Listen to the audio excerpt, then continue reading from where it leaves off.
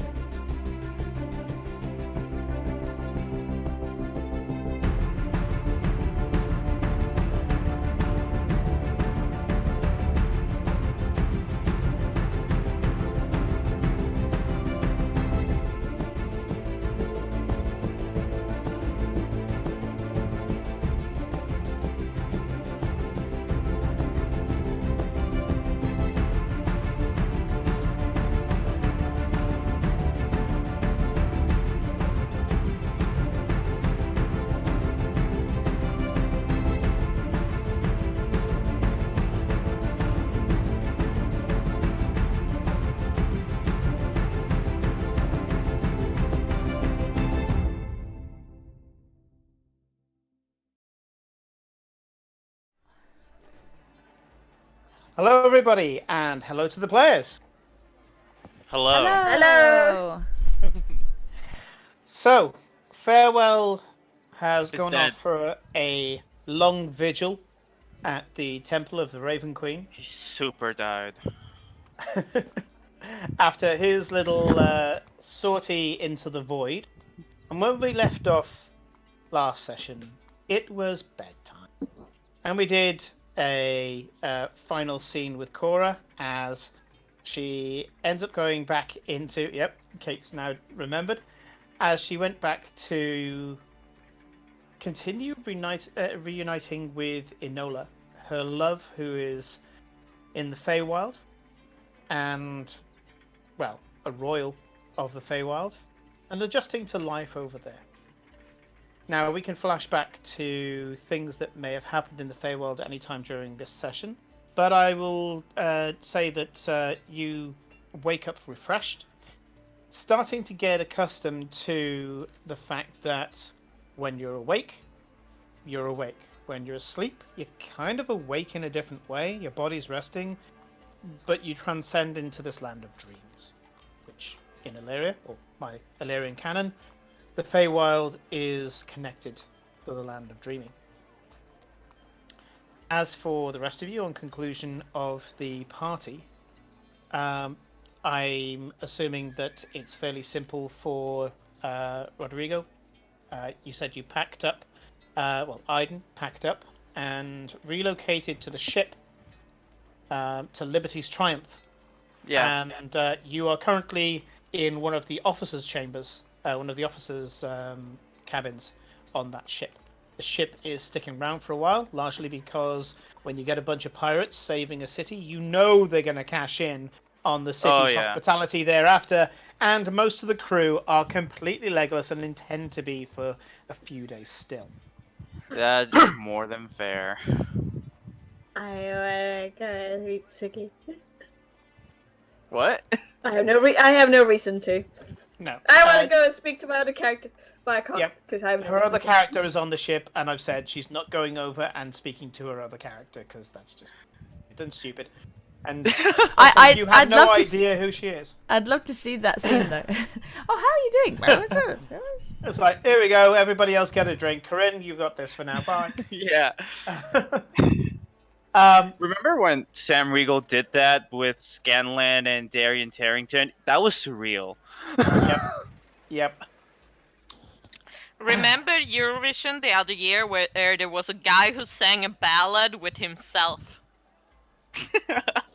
I don't remember. I don't think I want to remember. The ballad, and they're really boring.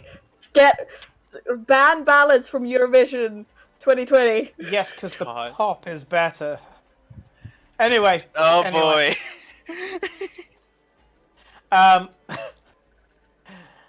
So I think the main person we have to wrap up the night with is Glory, because you know something happened there.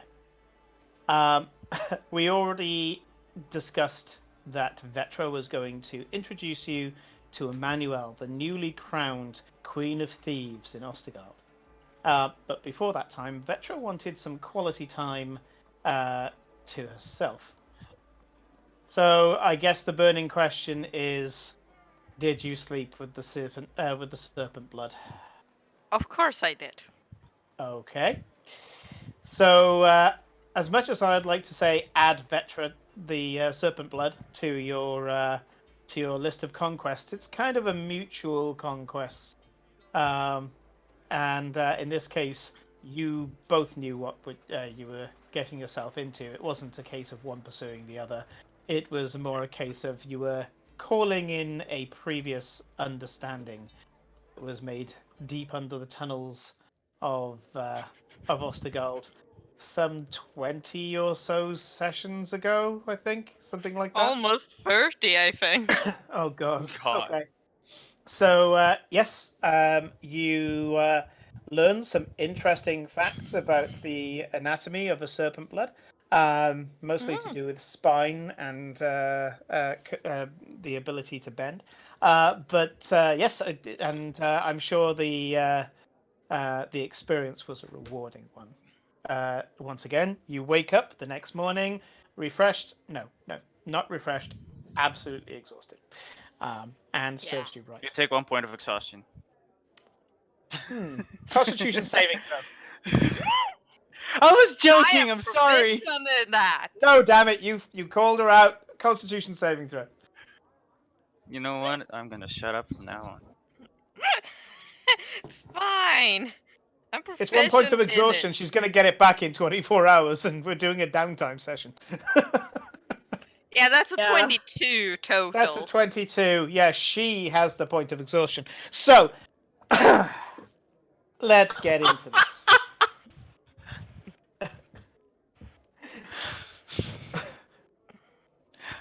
Okay. D&D. So, life returns very quickly and mundanely back to normal. Within days, people are putting together benefits and kind of charity drives for those who have lost loved ones, businesses that have been trashed, for just supporting the living with any losses that were made during the siege of Ostergald. Duke Edmund, being that he only really has one speed, and that speed is war, laps this up. He makes a huge triumph, a procession throughout the city, featuring the people of Freetown, the ones who at least are willing to join in with what they consider to be meaningless pageantry. Some of the shacklemen there, roaringly drunk, but that seems to add to the spectacle. City guards, which you kind of think were slightly ineffective here, but there are a few of them that have got heavy scars on them and showing signs of the foray, and they're thinking, well, they must have got into some pretty heavy fights and they survived after all. I mean, it usually means the other people died, as in the enemy died.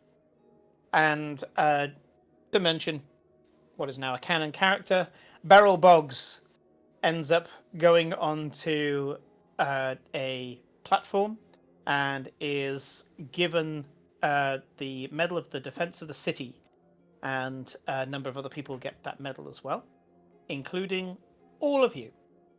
So you step up onto the platform and you get given a shiny medal that you can put in a drawer and probably never refer to again. I am so uncomfortable. The captain of the ship also gets given... the captain of the Liberty's Triumph also gets offered a medal, but has to turn it down because Vardencourt, the old empire, South Vardencourt, still practices a form of indentured servitude. The shacklemen are in a truce with them at the moment because the Empress is willing to speak to the shacklemen about this and talk about reform. So there's a current understanding that the shacklemen are okay. They do, however, turn up to salute Duke Edmund personally because Duke Edmund has given them free harbour, and this has been the case for some time.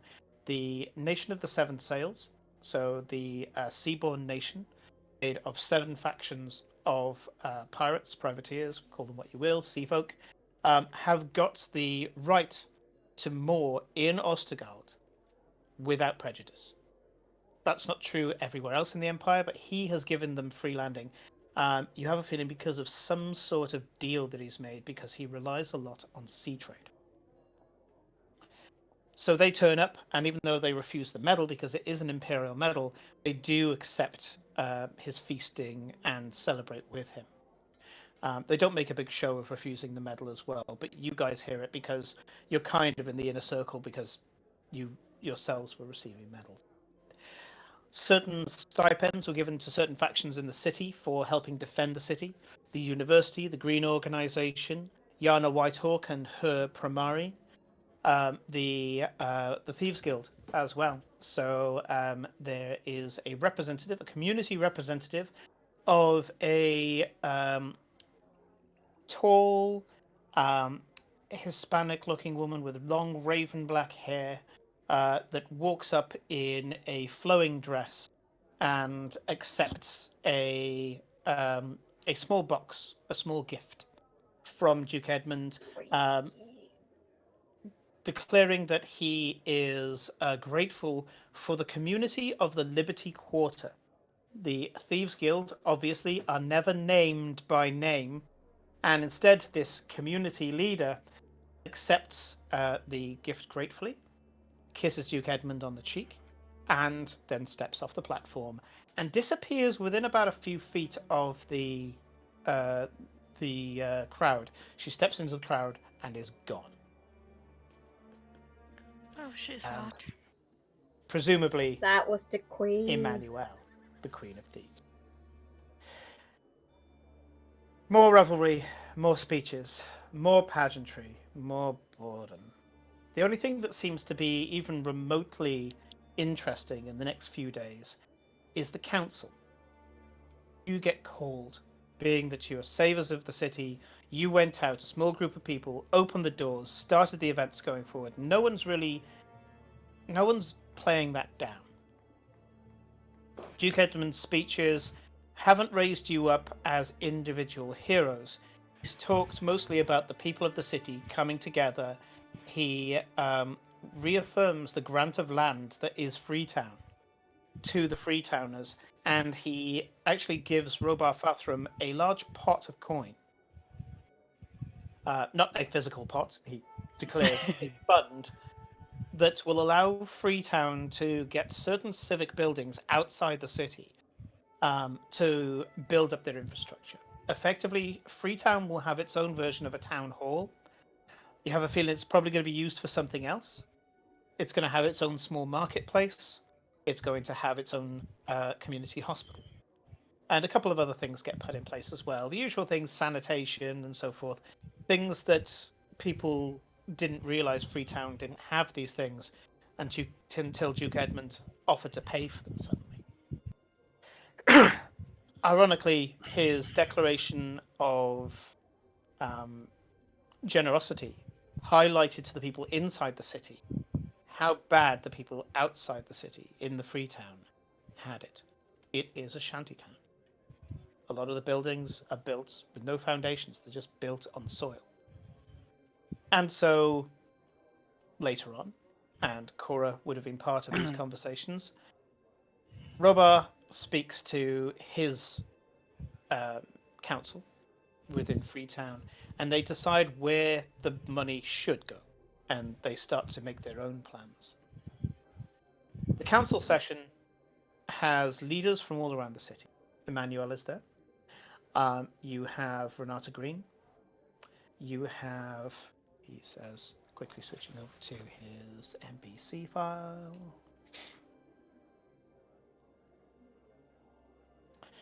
So the people that you see there of note, because this is something that Glory may want to look up a little bit later. So Sturgill Dawnrunner, the Pelor priest that you met before, is there. Huldir Ragrik, the Moradin priest, is there. Havelra Windsworn, the Cord Archon, a knight, she's there. Then you have Robar Fathram, Freetown speaker. You have Hobra Winterscribe, who is sat. She's not sat at the table; she's sat to one side, as the Master Oviate of the city. And you notice that there are various clerks and advisors that are sat around by the walls, and you guys are up in a balcony overlooking the chamber. There's a Dragonborn that Glory knows as Corinna Sandscale, and she is the Ostergold Chamber of Merchants. You've got Yana Whitehawk, still in her furs, scar down her face, bleach white hair.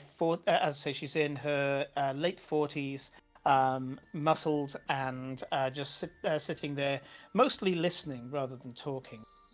And she's sat intently looking as well. There are some other people who are sat nearby who are part of this discussion. And, oh, hang on, I've missed out. Galena Blackforge is also on the main table as well. She is the Archmagister of the Imperial University. She spoke to Farewell in the last session.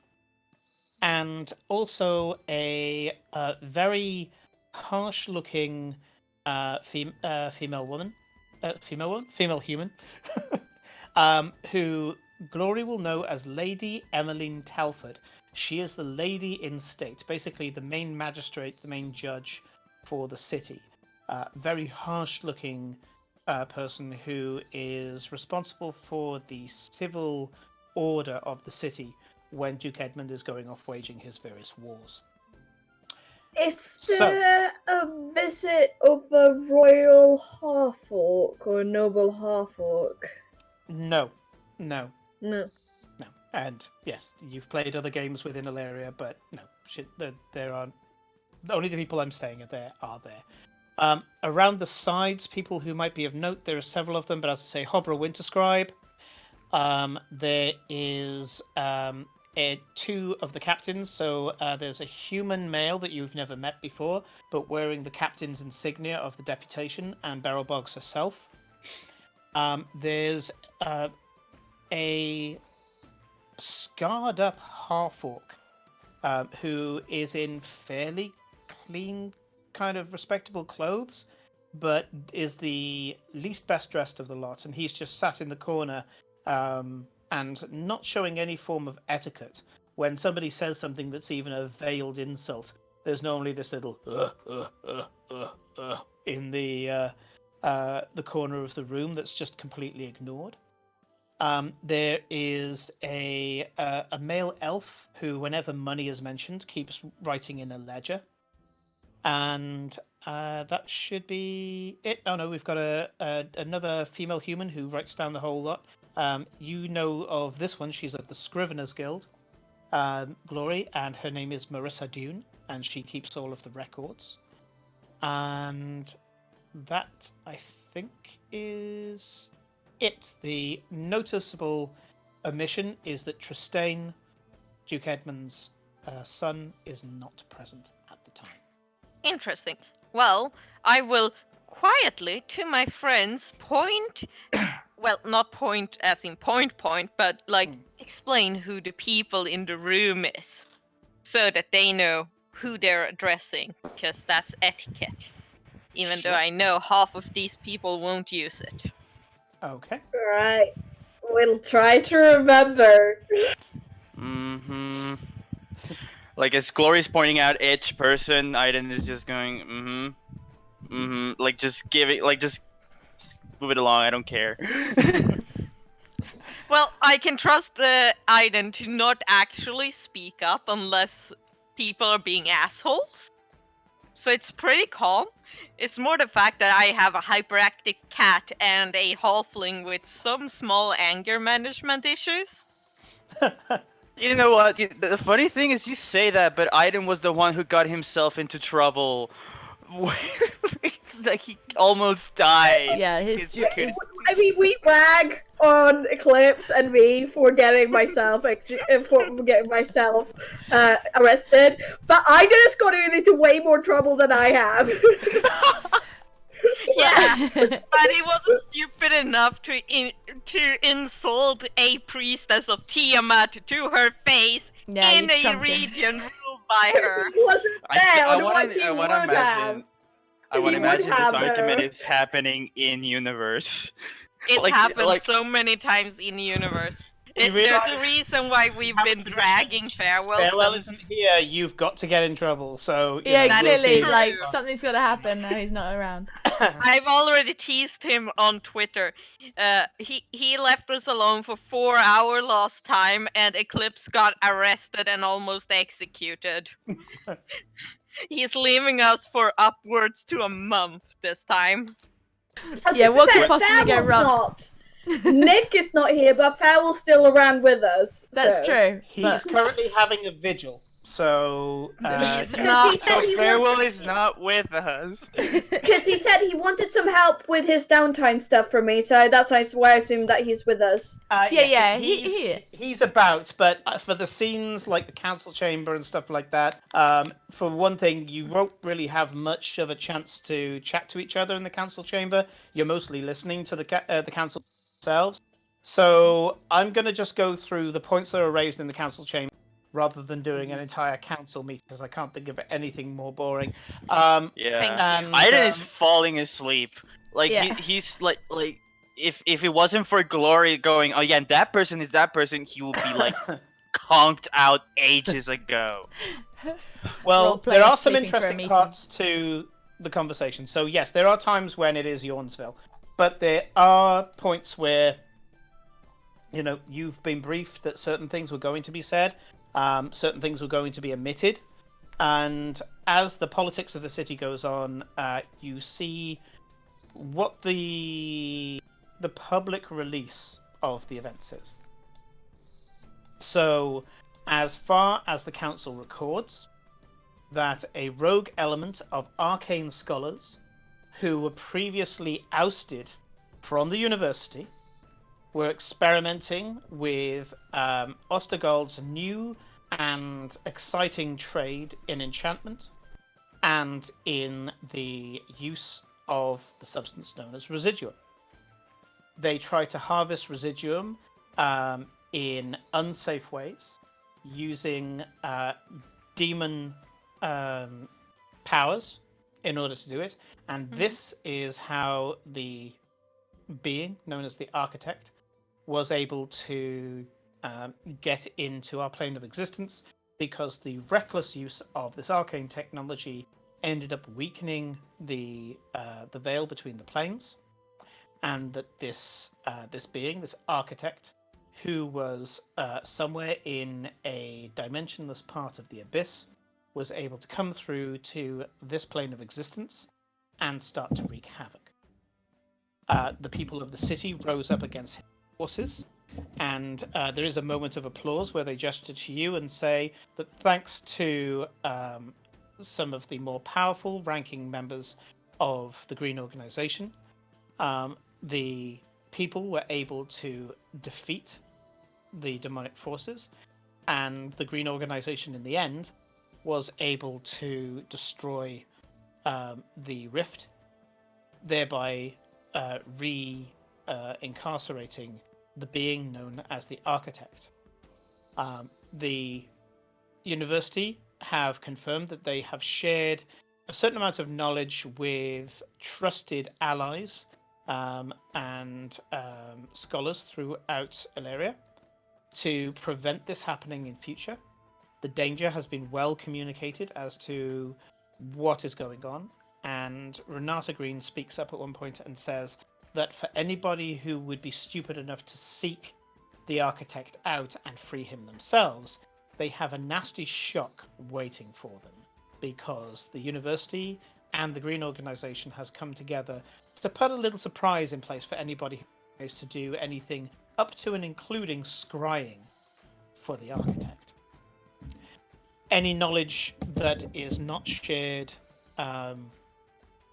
explicitly between trusted members has been warded as well. So, for example, if somebody was to use the spell Legend Lore, they would have to get through this barrier before they're able to hear it.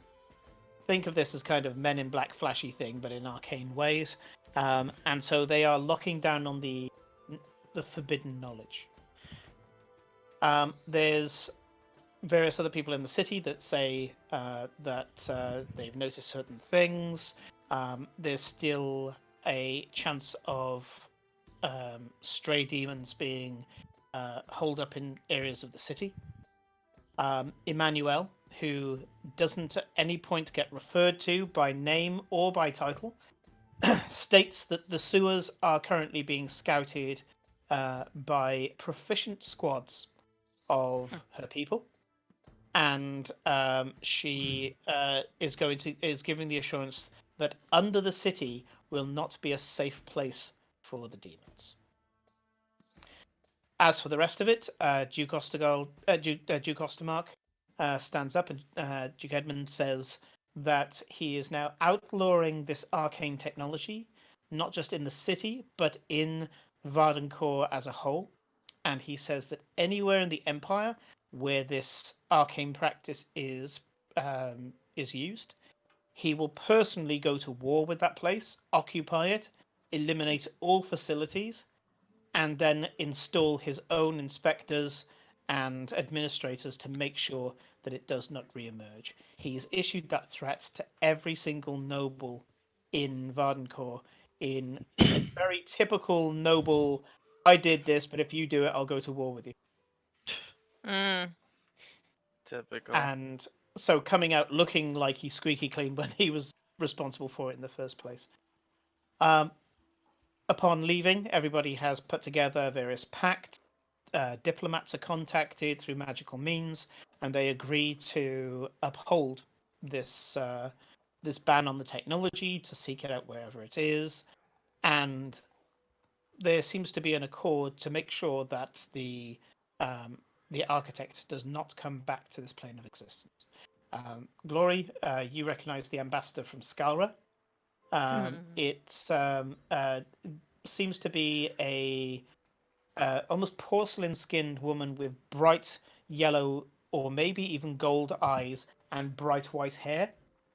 You know that this is actually a white dragon in human, and they've quite clearly said that they will personally see to it that this practice is not practiced in Skara, and they represent the Council of Elders, the convocation themselves, and that the whole convocation have agreed in concert and given the assurance to this ambassador, which they now pass on to you.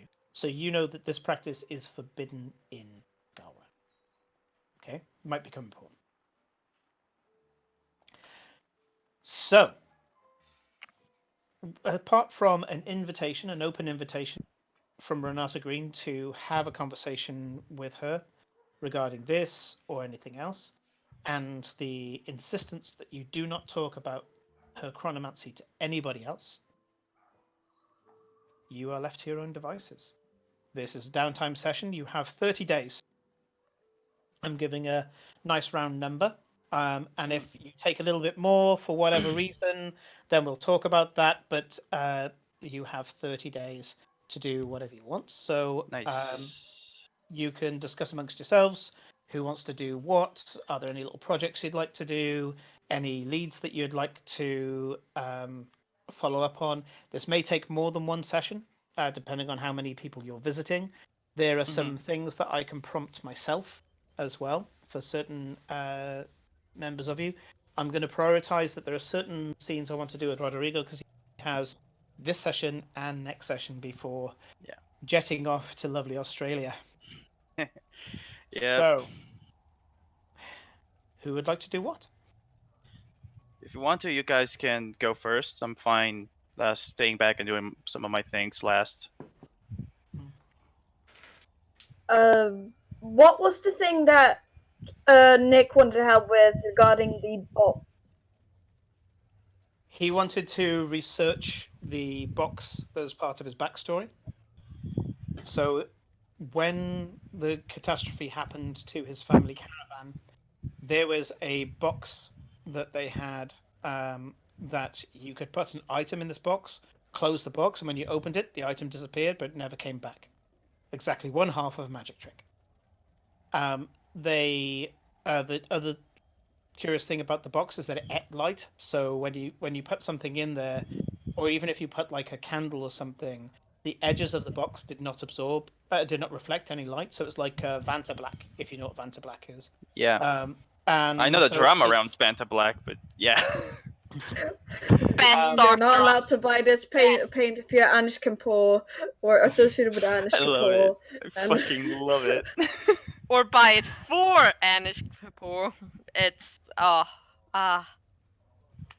So anyway, no one is as petty as artists.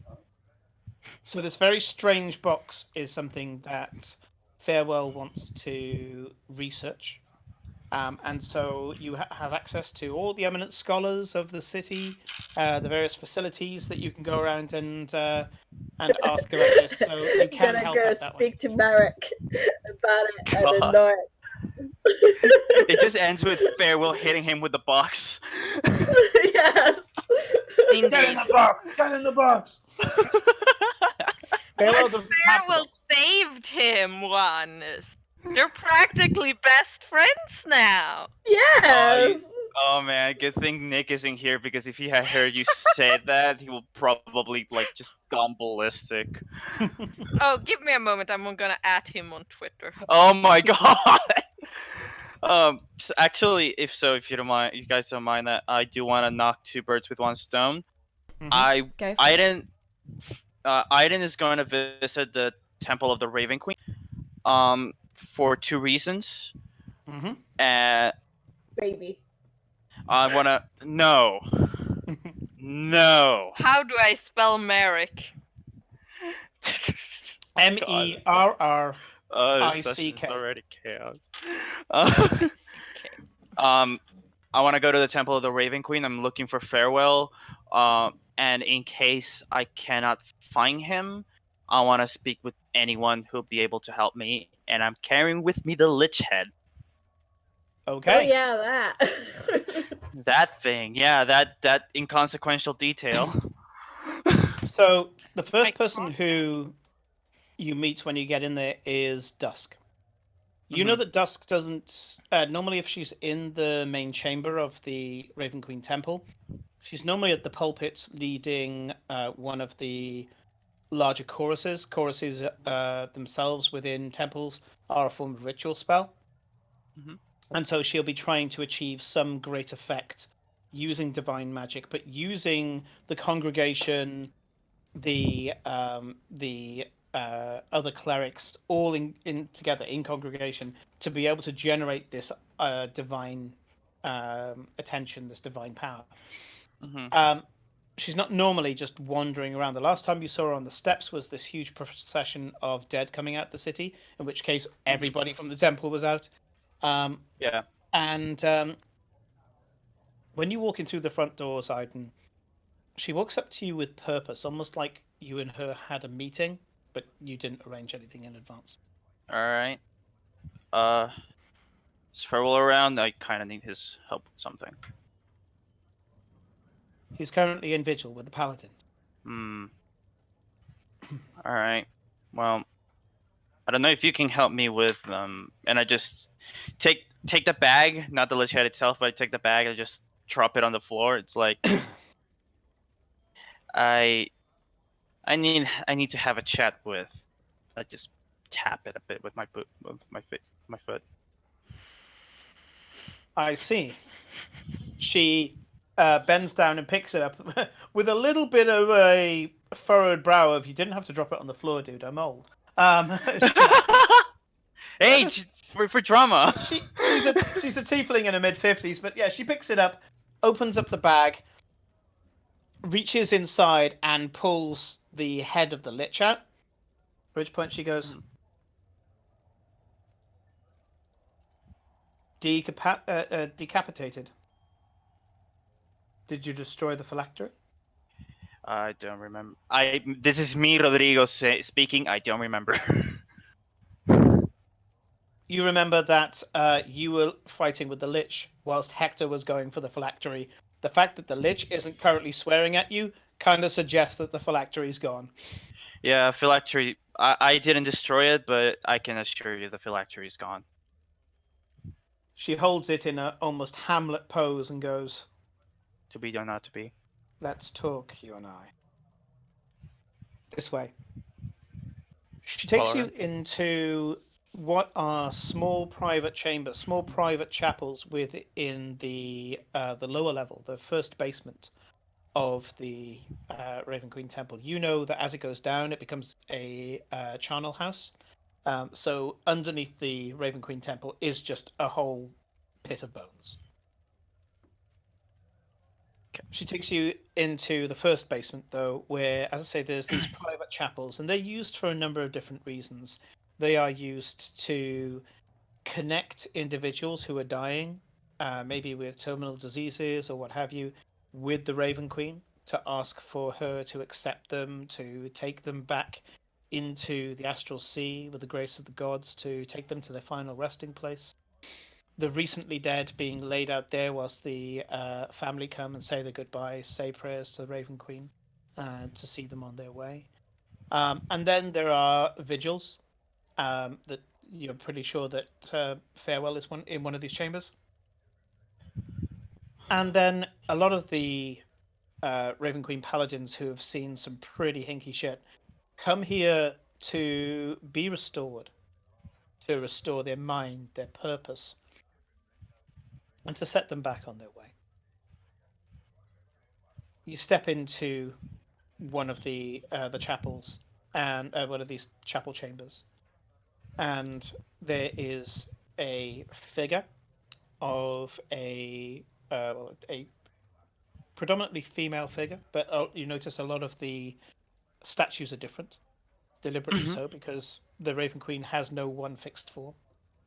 And a kind of feminine figure in armor with a cloak that seems to have a feather motif at the shoulders stands there, kind of raised up on a pedestal and looking down, and seems to be looking down at you.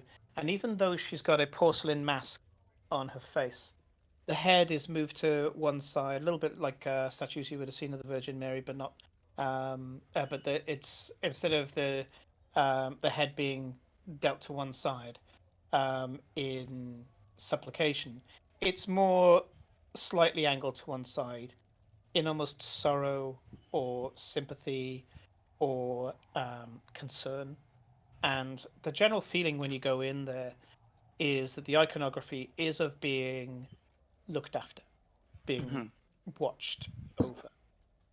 And this particular version of the Raven Queen has, at the Raven Queen statue, you see them where the cloak has turned into wings and they're mantles.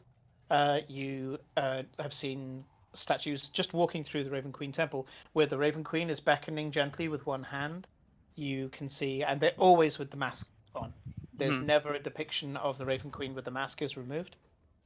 So the scene that I did with Ayun and the Raven Queen, where the Raven Queen was played by feline trickster Michelle, taking the mask off was significant. Everywhere that you see it, she's got this mask on. And this one, she's got the sword unsheathed from her scabbard and has it in a... even though the head is to one side, she's got the sword laying across her arm, kind of ready but rested, as if to say, I'm here, I'm watching, I'm protecting. The sculptor clearly had incredible art, because down to the musculature in the arms, the bits that you can see through the armor seems to be perfect. It's like you can almost expect her to be cured of petrification and to take the mask off.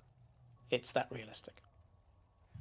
As dusk comes in with the head, carrying it, considering this is a disgusting head and it's got a little tacky by now. Yeah. My bad. She walks in without, just holding this thing without a care in the world. As she was walking through the temple, just holding this lich skull in her hand, there have got a few people who are taking her back. Okay. No, yeah, she's fine with it. All right. She gets a freestanding candelabra that's around the same height as a standing lamp, puts it in the middle of the room, takes the candle off, and just nestles the head onto one of the candle slots. It's looking a little ridiculous now because the other two candles are either side like a pair of ears, and it's almost comedic. And she whispers something into her hand, and you hear a chunk, chunk, chunk, chunk, chunk as two paladins march into the room behind you. They take flank either side of the lich skull, and you notice that one of them is a female Goliath with a kind of cornrows that go together into like a ponytail, and then those go down her back. The other one is a you're guessing maybe from Austran or maybe from Sylvania, because at first you think drow, and then you take a second look, and instead it's just a very dark-skinned wood elf. Beautiful green piercing eyes, really outstanding eyes. They almost glow. You can't tell the gender of this individual just by looking at it. Gotcha. And they stand with a fixed gimlet stare at the undead skull. Well, formerly undead. Redead? Is redead a term? It is now. The redead skull, and they look at it with absolute disgust. Yeah, that's fair.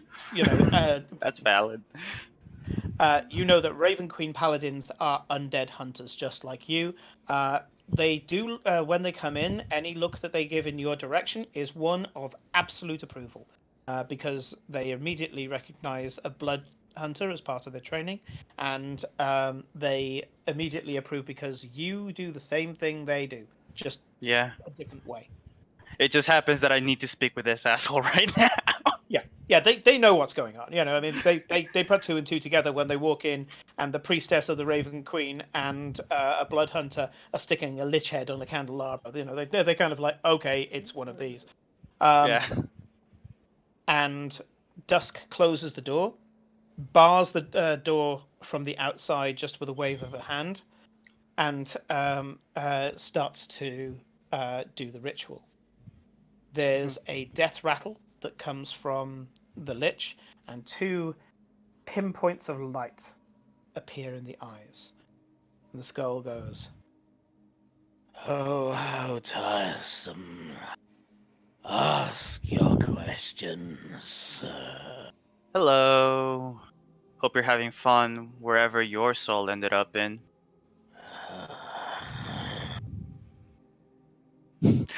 Okay. I'll be straight to the point. Why did you attack my family home?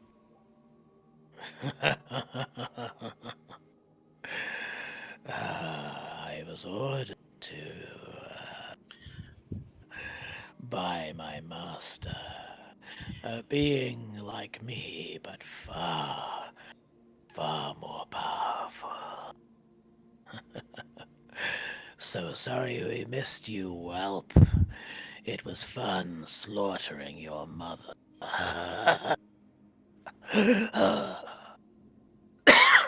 Alright. Now do tell. Who is your master? At first, there's a hesitation, at which point Dusk nods to the two paladins either side. They pull out two giant swords. And these are hand and a half bastard swords. Devastating if they're used with both hands, but can also be used with a shield. They turn it upside down, and there is a raven with its wings outstretched on the pommel. They put their hand on the top and slam it down as hard as they can into the flagstones. Both swords, Arthurian style, go blade first straight into the stone. The stone doesn't even crack. It just Oh, wow. somehow pierces the stone. Okay. As it does so, both of the paladins just start to shine with this eerie grey silver light. Mm-hmm. You can feel that everybody in the room, including yourself, is subject to Zone of Truth. Nice. If you have no reason to resist, you can just relent, Yeah, and I'll just relent. you'll only be able to tell the truth. And you watch as the lich skull, the eyes flare and goes, fine. Come on, spit it. Spit it. We don't have all day here. I serve Kavos the Defiler. Does that sound familiar? Does that ring a bell? I feel like that should ring a bell. Quick check, because I know you're in the middle of respecking. Have you switched your intelligence for your wisdom? I have, but my skill proficiencies are still the same. That's immaterial. Please roll an intelligence with proficiency check. Do I get advantage because of Hunter's Bane, or is it just a straight roll? Hunter's Bane definitely applies. Okay. Good thing I have advantage. That's going to be that 22. Okay. You know that Kavos the Defiler was a lich that was part of the war with Orcus. As the Demon Lord of the Undead came to Illyria 875-ish years ago, due to the New Order, time was screwed up by chronomancers, hence the reason why there's only one left now and you work for it. The Orcus in the Celtlands. I haven't got a world map to show you guys at the moment, but I'll make sure that I send it through to Kate. The in the Kelterlands, in a valley that is now only known as the Valley of Ash, because nothing grows there. Right. Orcus breached into this world and took on an avatar form, a gigantic form, almost the form of a titan, and spilled undeath into this world. If you remember the document that I gave you, Kitty. Yes. If you remember the Rowdy. document that I gave you, it said that was the time. The turn of the new order was when blood hunters came into the world, because in the desperation to be able to survive the war with Orcus, people turned to desperate measures, and in the case of your family, they turned to Vincente, and he taught them how to take on the form of your particular type of blood hunter. Yeah. So a lot of major undead were taken out during the defeat of Orcus, but not all of them. Even after twisting time to make sure things happened, didn't happen, happened but didn't happen, got reversed, and so on, because time, there were things that needed to be mopped up. You thought Kavos the Defiler, who was definitely one of the generals that was sent into the Prime Material Plane, was one of the ones defeated. You remember your history, you remember the tales that were told, and you're pretty damn sure that he was one of the ones that were destroyed. But if he had a phylactery, a Horcrux, anything along those lines that would have kept his essence, it may not have stopped him from dying, but it may have found a way of bringing him back. The most powerful of liches can reform themselves from their phylacteries, or they can have less powerful phylacteries, which would require a powerful necromancer to bring them back. Oh boy. That's quite the big name you told me there. You can see that Dusk has also recognized the name, and her eyes are currently glowing. They're burning like embers. Alright, well that's another thing to put on the to-do list. Okay, last question before you go back to eternal suffering or whatever you do now. Where is he?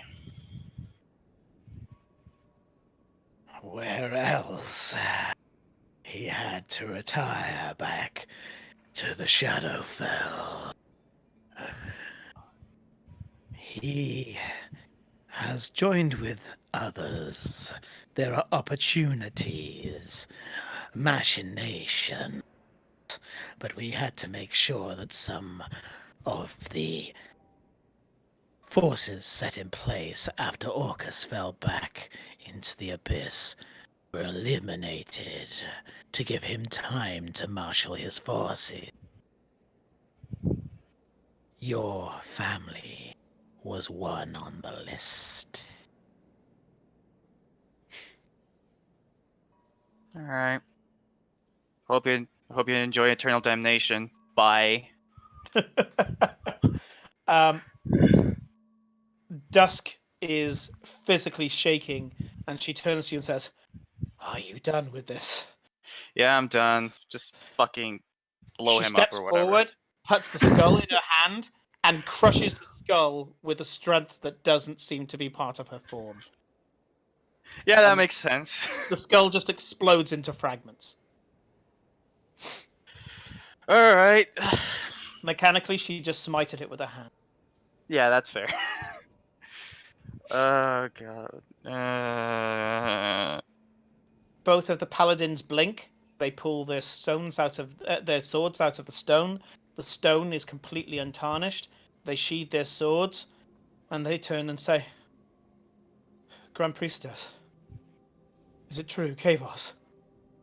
At which point she says, "You compelled him to truth. Either he was misled, and this foe wishes to scare us by invoking a name that brought great suffering to us once. Or he never really left. He that, whatever. I'm just like rubbing my temples because it's like every time I follow up on this, things just get worse. So I'm like, Right, if I cash in now, Simon can't put any more in, so that's fine. yeah, it's like, it never stops, never stops. Dusk says we need to contact the Oviets, find out who else was killed around that time, what raids were given out, what was taken. I received reports when your family estate went down, when the Stadt lost their wardens. They stole a number of artifacts from your holdings. Yeah. Scrolls, books of forbidden lore, kept only so that you could prevent things from happening. Artifacts. They tried to take your mother's blade, but they couldn't touch it. But that's pretty much it. There were other things, reagents that are difficult to come by. Yeah. There's some other things I want to do, but someone's calling me. So if you want to, we can you can change perspective to another person. Sure. Give me a moment. Just to give you a footnote with regard to the thing that I just mentioned, this was going to be Rodrigo's personal storyline as part of the Benefactor. But of course, now that he is leaving the campaign, I'm going to be chopping up some of the key parts from his personal storyline and running them as one-shots. So we will see the Canelm family in all its glory, and hopefully some of the players from the Benefactor will turn up as other members of the Canelm family for these one-shots as we bookmark certain key events from Rodrigo's story, and we will do one-shots which are effectively big undead battles where everyone plays a Canelm. Nice. So looking forward to that. Really looking forward to that. And we'll just have to figure out time differences with Australia and things like that, which is of course what's going to prevent him from Also, here on. Let's just all go on holiday to Australia. I can't see a problem except Yep, maybe okay. we need to rob a bank. Kickstarter, we're on it. Yeah. Yeah. That sounds like a good idea. Also, if you want, we can take like a quick 10-minute break. If that's okay. Yeah, it's a yeah, good time for it. Yes, good time for it. So we will take a 10-minute break, and when we come back, we will go around the city with our various characters, doing some more interesting things, and we'll have a few time lapses for things being created. See you soon.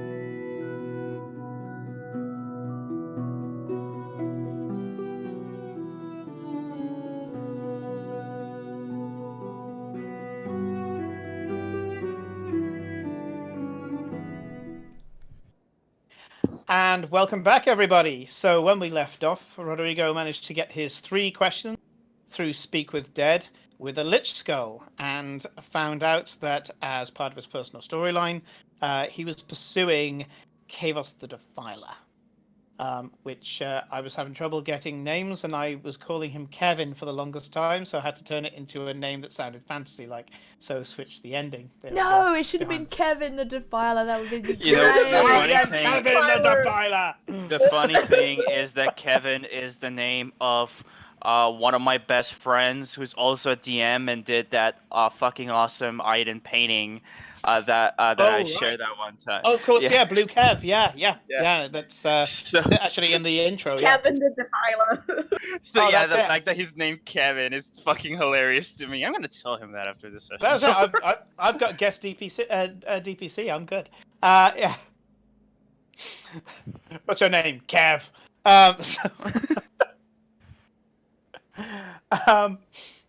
Right. So that's one of many little visits that we're going to do over the 30 days of otherwise nothing happening unless you guys screw up really badly.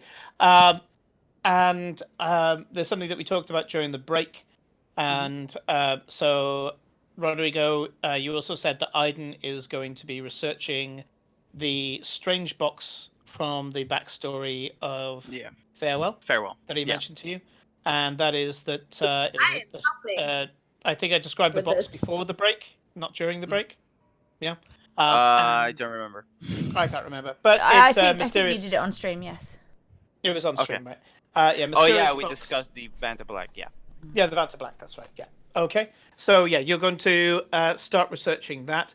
We'll talk about it in terms of general research at the moment, but there are specific people you can go to. Corinne. I am helping with this because I was asked specifically to help with this, so I'm helping with the research. Absolutely. Yep.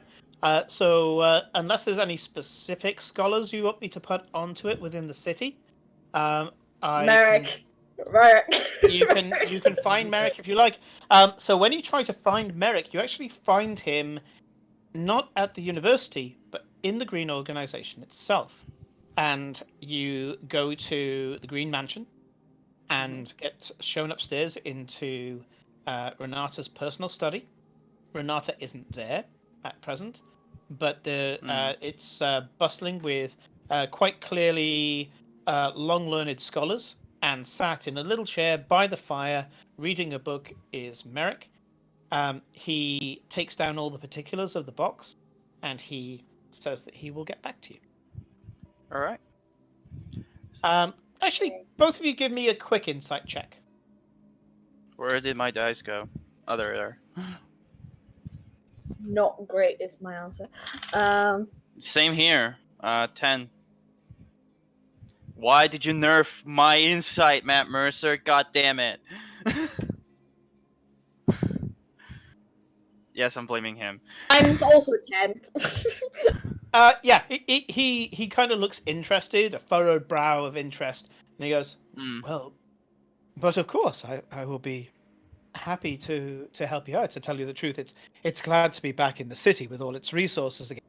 I shall make sure that I tap the university for some of the more restricted sections of the library. I will come back to you on this. I don't like the way he said that. You. Okay. One last thing. Just one last thing I want to do at the Raven Queen Temple. Sorry for jumping through time and space. That's fine. Hey, if Carnomancy exists, then totally justified. Carnomancy existed. This all went backwards, but anyway. Yeah. I do want to. I want to say that after after I talked with the skull of Lycanthus, I want to quickly ask about the mark on my arm. Okay. Who are you asking? I'm asking what was her name, the tiefling priestess that helped me with Dusk. Yep. I'm gonna ask her. I'm just gonna say, hey, I'll just show to her. Know anything? She takes a look at it and she says, yes, this is... it's actually the remnants of a protection spell. This worked very much like the Perruptive Wound Closure. I don't know if you've seen it, and she fishes inside her robe and pulls out a Perruptive Wound Closure, and says, "This would have aided you at the point of death." Mm. But instead of it being a magical item, this is a tattoo. They usually fade afterwards, but this has extra elements to it. I can see that this part here somehow ties you to an entity. You're not a warlock, are you? No. As Aiden looks at his character sheet to make sure that he has not taken a level in Warlock. No, I'm not a Warlock. How very strange. I mean, ordinarily, people who take patrons and practice pact magic will normally have some sort of devotion on their skin. This one, I'm kind of glad that you're not a warlock, because it would be strange for a hunter of the undead to also have an undead patron. This is normally effectively turns you into a phylactery. Excuse me? Oh, it's fine. It's deactivated now.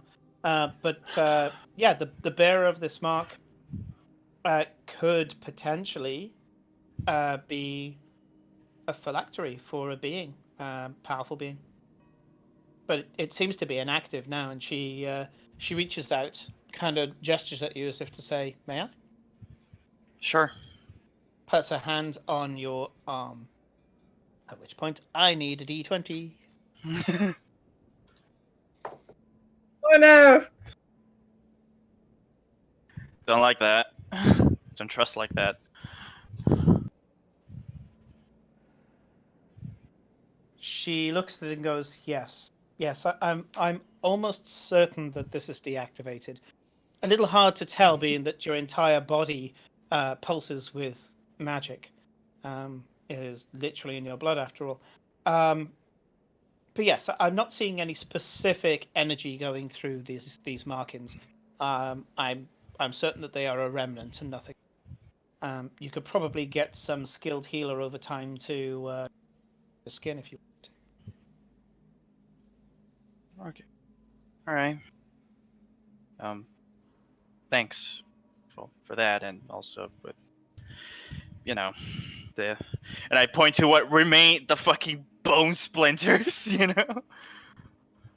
She goes, "You may not be a card-carrying member of our society, but you do our work. We are allies, and shall remain so." Thanks. I take my leave.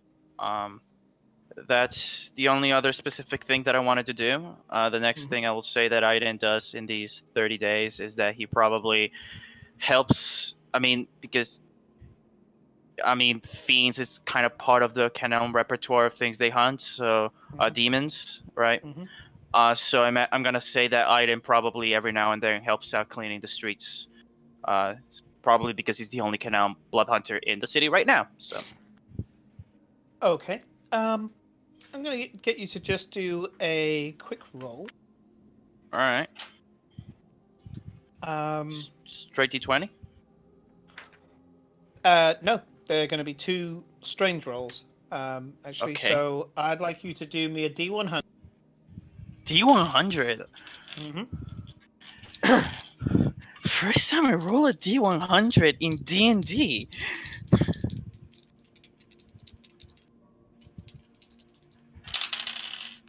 That's a 36. Okay. When you destroy one of the demons on one of your hunts, the demon looks you square in the face as it does and goes, "Aiden Canelm," and then disappears. Fun! God. Fine. Sure. Alright. That was the first roll. Now what's the second one? Second roll is roll me 66. Okay. Take 66 damage. That's 4, 5, 6. That's going to be 11, 16, 20, 22, 24. 24. Yep. So about 6 days towards the end of the month, you will get a rumor coming back to you of certain members of the society that you belong, undead hunters, vampire hunters, zombie hunters, that died around about the same time as the attack on your family and the attack on Farewell's family. And you're starting to get an idea that when these attacks took place, they were some form of coordinated strike. All right. Okay. And yeah, that's it for me. Okay. So, being that Felicia's not at her seat yet, between Cora She's and... fallen asleep, probably. I am here. It's fine. If I've you start just got snoring- invincible. Did you just say Cora? Yeah, go for it. Eclipse. Gareth, I think you said I need to speak to. I need to speak to Gareth. Yep. So if you visit Garrett, Beatbur is currently doing a bit of a charity drive of his own. I was gonna say if Cora wants to visit Beatbur, she can come with. But I'll happily come along. I think if Farewell, I don't know. Obviously, this is I guess some point over this whole month, isn't it? So, yeah, I expect Cora will just tag along just to sort of like be doing something. She's been reading her book a lot and is bored. It's like, okay, enough of that. Right, let's go on an adventure. So I will join I you. should imagine that you're probably a little bored in the waking hours. This is something that happens to a Feylock after a while. Your life becomes a lot more interesting when you're flitting with the fairies. But the so yeah, you're like, yeah, I'll come and do some stuff. Yeah. So Beatbur is out to start with. He's off doing a kind of a bit of a charity drive. You go into Garrett's house, and the door is. You go to Garrett's house, and the front door is opened by Jacob. If you remember, Jacob is his archaeologist friend, and you can see that they have nets and poles and lengths of 50 foot of rope and lots of different expedition supplies that are crowding up the corridors. One of the rooms that you knew was a nice dining room. All of the parts have been, all of the delicate stuff has been taken out. The table's been pushed to one side. The chairs have been stacked up top and tail at the end of the room, and that is full of tents and climbing equipment and all sorts of weird and wonderful bits. It seems that Jacob is ready to go on an expedition. When you come in, Jacob explains that one of the leads they immediately have available, and he is about to go on an expedition to try and unearth the second one. So he sees you through to Garrett's study. Garrett turns around, sees Eclipse and Cora, and goes, I was wondering when you were going to come and visit me again. I'm afraid I've been as giddy as a schoolchild. Look at me." And he gestures to the coffee table and the sofas that you came and had tea with him before. Every square inch is covered in various papers. And even though they seem to be put in different piles, and you can see that they've got numbers 1, 2, 3, and so on next to the piles, there's one that's right in front of him. It has a number 5 on it, and it seems to have a map of an island on it. A small island that seems to have a small number of buildings on it, and he is reading what seems to be newspapers, nautical reports, and newspapers and newsletters as well. So in cities, newspapers exist. Elsewhere, they rely on criers and they rely on letters being sent amongst the nobility and administrators of different villages, whether you have a bailiff of the village or a sheriff of the village. And he has them kind of conspiracy theorist on one of his mats, and he's got little glowing lines because hell, he's a wizard. He doesn't need bits of red string to connect them all together. And you can see where he has descended on some of these reports and using what seems to be floating ink has scratched out certain sections, like redacting a document. But he's kind of scratching them out as if to say, no, this is horseshit. This bit's not right. And he has on his main desk this big map of this island, small island, with building on it. And then there's a tinier island, like a tiny little outcropping of rock next to it. And he's got sketches which seem to be of zombie-like creatures, really kind of gruesome faces and things, and they seem to be copies of sketches, magical made copies. And one of the sketches is of a zombie in a rough spun single tunic that goes down to about its knees, that seems to be quite ripped up. And this zombie like creature is just standing on the quayside and screaming at the person sketching him. Just this kind of strange undead. And it has the name of a ship. The ship is the Junkrat, and it has a date on it that says the 14th of Hearthfire, 874. It's about a year ago.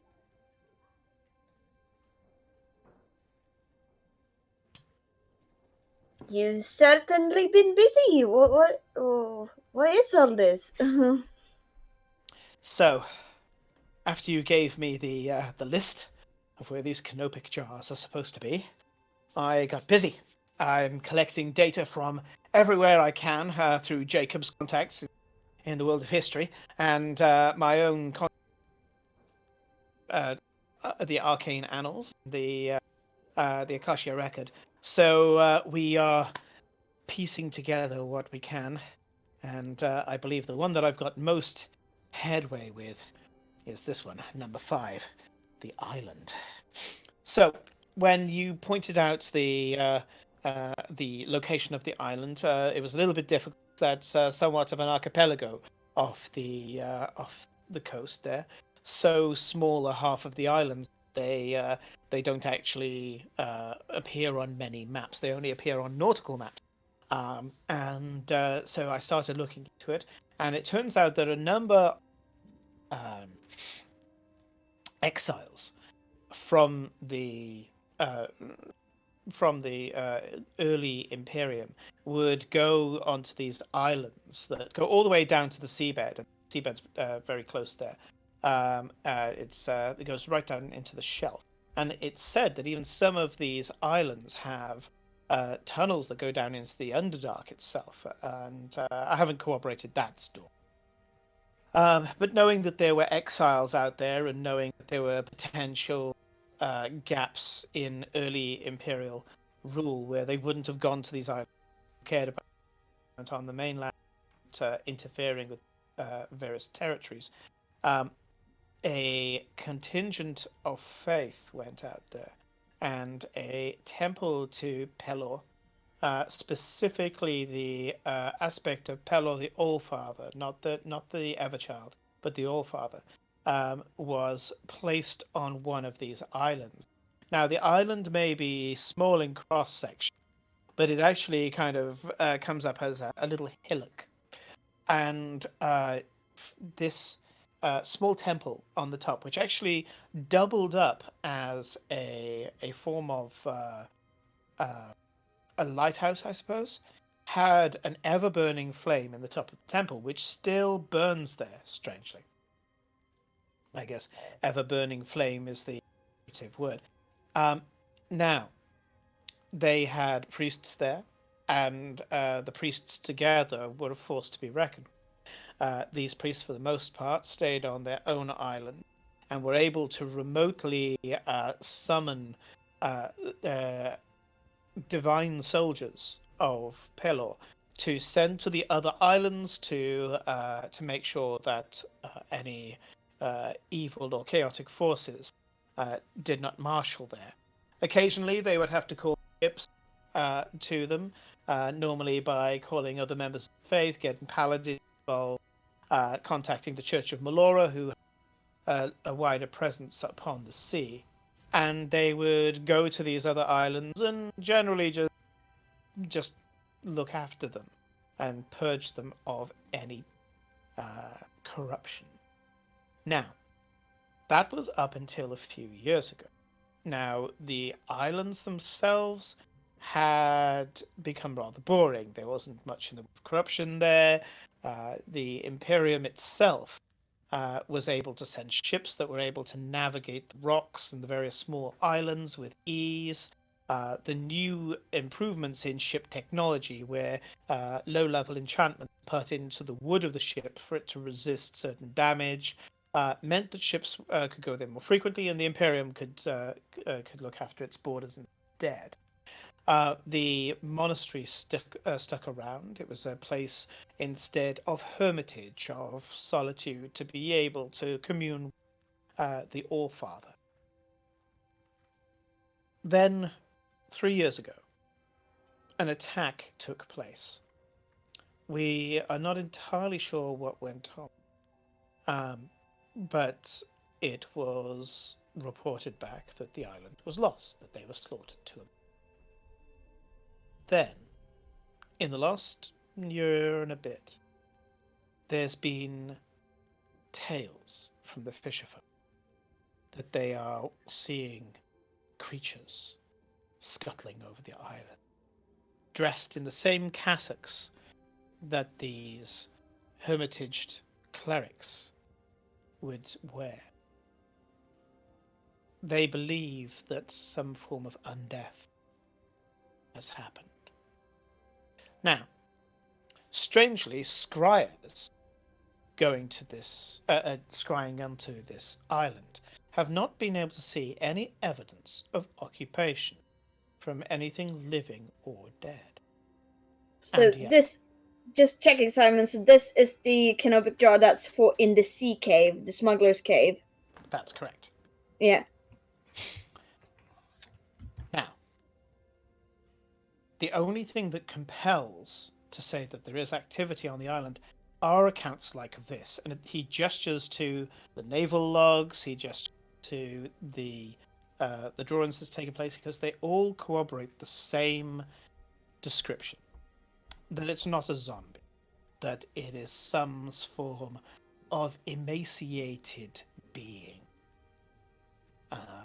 presumed undead, and yet has enough intelligence, as he points to the one that's screaming off the side of the quay, has the same intelligence to be able to stop at the end of this quay. Your zombie would carry on walking forward and fall into the sea, of course. So, I believe there's something to investigate here. Now, the Smuggler's Cave, that is the reference that you had. Indeed, there is a cave that's inside this hillock island. It can be accessed by sea at low tide. But it's no longer a smuggler's cave. This entire island has been turned into a basically subterranean temple of Pelor. So you see, if the canopic jar was there, it should be on consecrated ground. Strange, no? Yes. quite strange, considering there were some spirits attached to the other one. Well, that's the problem.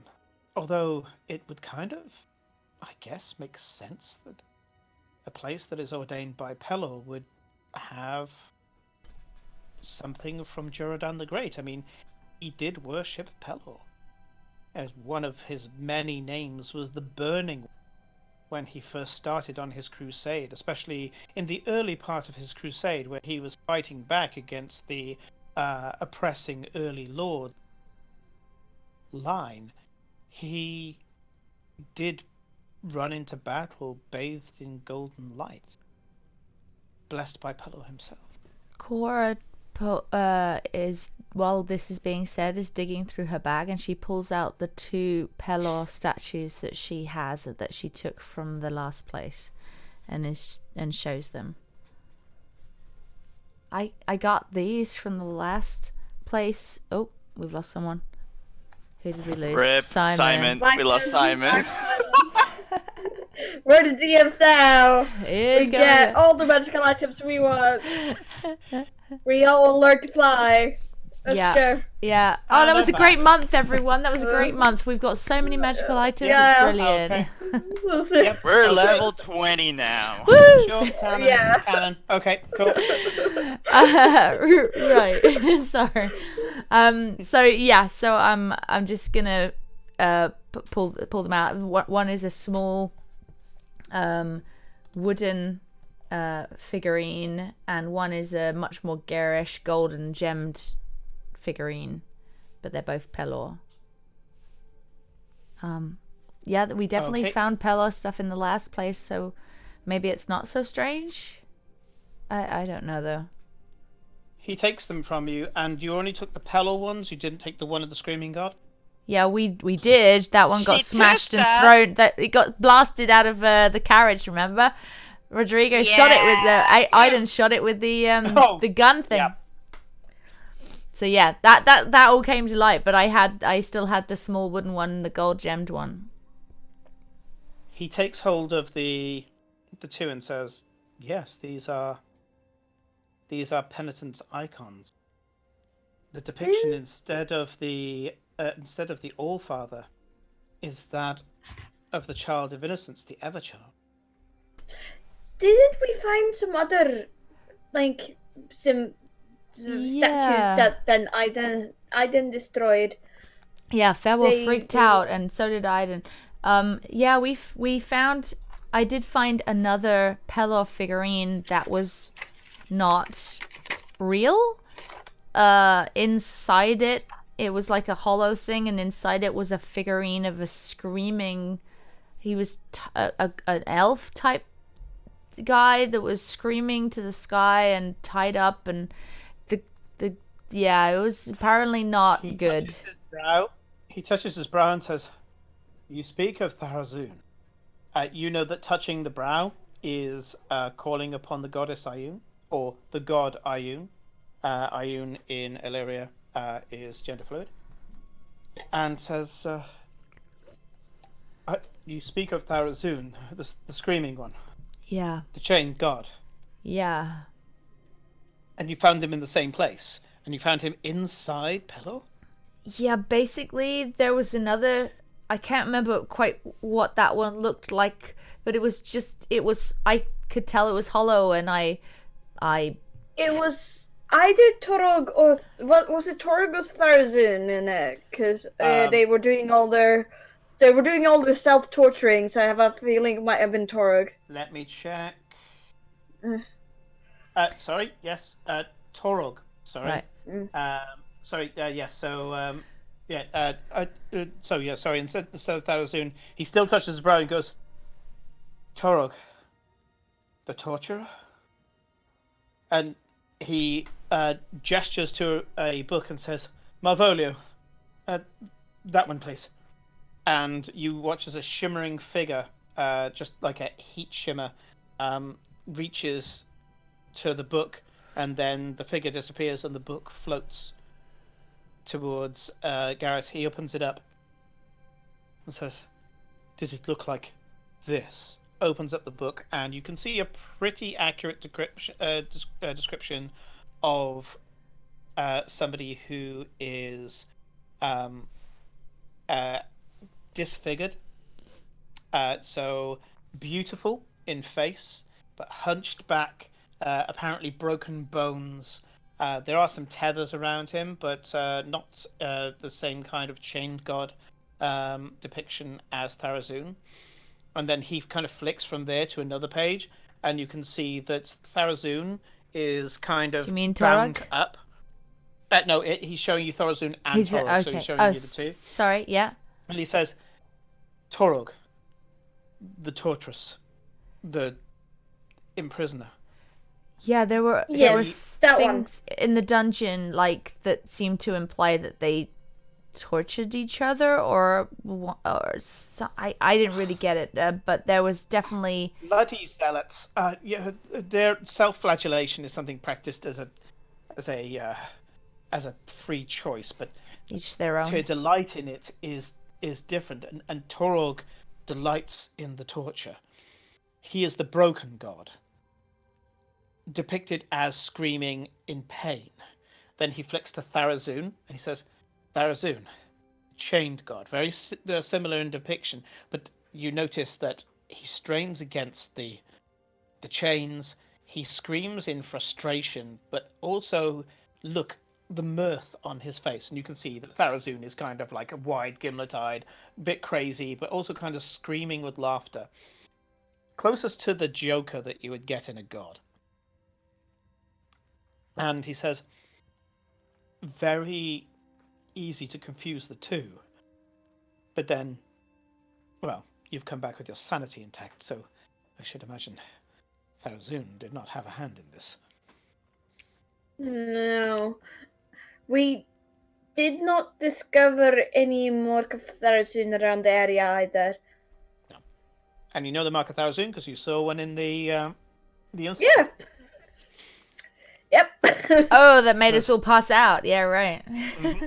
Yeah. So he flicks it back and he goes, Torog. Torog is insidious. Not least of which he is somewhat of a self-destructive god.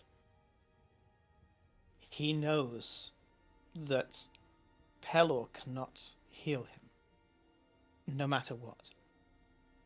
The damage done to him upon the betrayal at the end of the Dawn War. He was broken by Moradin and his sons, Cord and Bane. Disfigured in ways that cannot be brought back. Pelor tried, but couldn't find enough humanity in Torog to heal him. So, he now plots for his own destruction. He believes mostly that this can come at a number of different hands. But even the evil gods will not kill Torog, because they know that Torog's existence is the only thing that keeps the Titans away. Those that they defeated, the Primordials, in the Dawn War. Torog, once they were defeated, he was the one who was able to imprison them. If he ever dies, they will come back.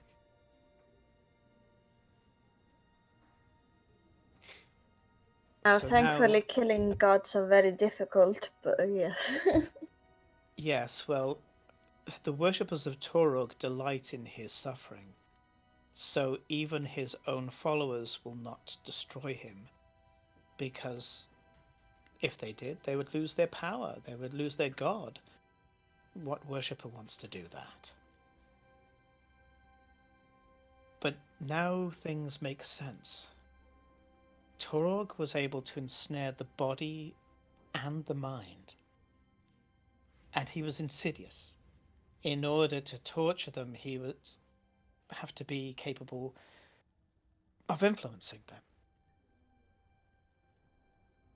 Now, if he found this hermitage, this place of self-confinement, he would have realized they were cut off from all those who could protect them. the screaming figure on the key. If Torg's hand is in this, could it be that the figure was screaming for help? Somehow unable to weave their words to cry for help, instead crying out only in pain. Maybe they were at the edge of the key and unable to leap off because that was part of their containment. Ah, so much to learn. And yet, I think it's time we put together a little expedition of our own. How would you like a little seaborne adventure? We have a boat. We have a boat, yes. We do have a boat. That would be very good. We've never tested Well, I was going to charter a vessel, but no. You really are going up in the world. I think it's in my bag. I don't know. I'm going to pull out the foldable boat. Pulls out a bunch of things, just like hat stand, doing the whole Mary Poppins. Oh, here we go, boat. Is this? It says we've never opened it. It says it's a foldable boat. Don't open that in here, please. I've got everything as I need it. Oh, I assumed it was like a really small little things. No, it can turn into a ship if you say the right word. The words are on underneath. Don't say any of them, please. Don't even think them. I stuff it back in the bag before I'm tempted. So the folding boat, which I think you got on a random loot, didn't you? It was in the when we were like rage looting before I blew up the place. Yes, the rage looting in the Residium room. Yeah, from the top shelf of the Institute with all the other stuff. Yeah, I'm kind of sad I missed that. So the folding boat can turn into a rowing boat, a small sailing boat, or a small, fast ship. Yeah, we got a boat. You got a... I find it funny that after this really serious talk with really, really like dire implications, Cora and Eclipse immediately jump at the chance to say, "We have a boat!" Well, it's very important. Yeah, we have a boat. I did feel the idea of having a boat in one of the other campaigns that I DM'd for, and somebody immediately, when I suggested that I might put the classics in, like the folding boat, they said, "Boaty McBoatface, I choose you." I immediately struck it off the list. We're naming our boat Boaty McBoatface. No one can stop us. Your boat breaks, it is now a brick. So you have managed to state the self-destruct word. It's brick-shaped when it's folded. You've now locked it. The unlocked code is a written apology to your DM. I will sort out some sort of apology for you, yes. Right. So, he goes, that's fantastic. You have the means to be able to go there. And he does overlook have a flying carpet.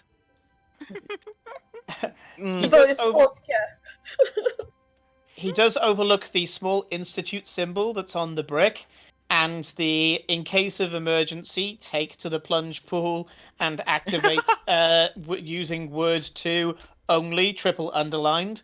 Apparently, like emergency instructions were placed on this brick, but he's just kind of like, none of my business. You got a ship. That's fine by me. Yep. I love that they have an emergency boat. Yep, it's an emergency boat. This is an emergency. We can use a boat. I'm afraid that this island hasn't got a specific name. They locally and colloquially call it the Hermit's Isle. When you're ready to set off, I would not mind coming with you. Oh yes, you're very welcome. I'm afraid I'm not exactly a potent fighter, but I am a very good researcher, and I would like to come along and offer my services in that capacity. I'm sure with the heroes of Ostergald at my side, I shouldn't have much in the way of problems keeping safe. And if not, I'll just have to do what I did when the demons attacked. And phase myself into a wall and not come out again. Yes. Yes, Smart. very efficient. I will also ask him about Farrell's black box and ask if he can keep an eye out about that. Yep, you set Garrett onto researching the box as well. So you now have Garrett and Merrick researching the box. We have a lot of people keeping an ear out for the box. Yep, it's all about the box. It's not a red herring at all. What's in the box? What's in the box? Oh no, it's gone. Put the rabbit back in the box. It's a sleeping black cat. I mean, cat we on could. some Vantablack. We have already created the Schrodinger's cat with Eclipse. Oh god. I mean. Yep. Oh yeah, you weren't here for that episode. Schrodinger's Eclipse. She's She both jumped arrested and not into a arrested. pile of crates with a stealth score of over 25. Oh god, yeah. Over 30. It was And over died. 30. He was over 30 with one, like, with only a few health points left, and we had to kill her to kill the it was- demon. Yeah, so it was like, hey, I got over 30 in my stealth check. No one will ever find me here. Oh fuck, I'm on death saving throws. Someone find me! Yeah. Yeah. It was a slightly panicked session. Oh my god. Yeah, I can imagine. The Gemini Luckily, we episode have was a a very good farewell. episode. Yeah. Yeah, thankfully Farrell has like 1 billion in perception, so it was Yes. good. That's true. He sees all. Yes, he's the He does. anti-Eclipse, or she's the anti-Farewell. I'm not sure which way around it is. No, no, I don't know no. which But I one did his is more spell score before, so terrifying. his Ecl- perception score. Eclipse is the unstoppable. What was it? The unstoppable It's- force and It's the Farrell's the unstoppable immovable force. object. His farewell is the immovable object. Immovable object. Yeah. Yeah. Yeah. So for anybody who's interested, that's episode 52, Death and Duplicity, where we get some interesting moments with the Geminiacs. Those fuckers. Yes, Simon has his notes for a change. I remembered to bring them all, so this is good. And then Um, see that I don't take notes. Most of that is small talk after that. Garrett's quite happy to answer any questions. He's looking into some of the others. Jacob's off to the one that was in, I think it's like a wooded area in the middle of a forest. Hmm. And he's going to be looking into where one of the other canopic jars are. Garrett does reveal that Renata Green has helped out with some of this and sent him some of the resources that you can see in front of him. She seems to want to help Eclipse out, or seems to be paying her in some way. And I'm trying to see, is there anything else? No. Out of interest, does he give the Paylor statues back, or does he keep them? He takes a ring that's inlaid with mother of pearl, puts it on his finger, spends some time with them, during which time his eyes glow, and then afterwards gives them back to you and says, they're remarkable pieces, and if you're interested, they are perfectly safe. Oh, okay, because I was thinking of maybe taking them to the Pelor Temple. I mean, I don't... They're not doing me... I mean, I like them. The gold one's a bit garish, but I thought maybe they would appreciate them more than I would. They would probably, if you're not going to use them, they would redistribute them amongst the faithful. If you Exactly. wish to keep an icon of the Everchild with you, and commune with the Everchild, the child of innocence, the child of unending awe, unending love, it could be useful. But if not, and you don't need an icon to be able to connect, and you can just pray with what's in here, then by all means, give them back to the Pelor Temple. I would suggest recounting this tale to them as well. They would probably send the faithful and paladins in a pilgrimage to this underground temple. Yeah. We can warn them that there were some dangers there, or some things not to be disturbed. But Yeah, send the Peller paladins there. They'll have fun. I'm sure the light bearers will do their usual with oncoming danger. I'm sure. Yeah, we'll stop by on the way back. Thanks. Sure. You hear the door slam and you hear Now this is the hero of Ostergard. Garrett looks at you with a doting father look. Up until now, he's been this fevered scholar, this abject gentleman. And when you mention those words, he almost melts with a fatherly demeanor and says, "He did so well." We couldn't have done it without him. He kept everyone. There was no fear when he was there. Everyone. He doesn't know fear. I know. He only knows Everyone was love saying. and fun and entertainment. Well, and that and yet did wonders. His intensity, his passion, and you can hear as he's you can hear him moving things to one side as he's kind of trying to get to the coat rack and put his what will be revealed as a lilac jacket with silver fur trim up on the jacket, and he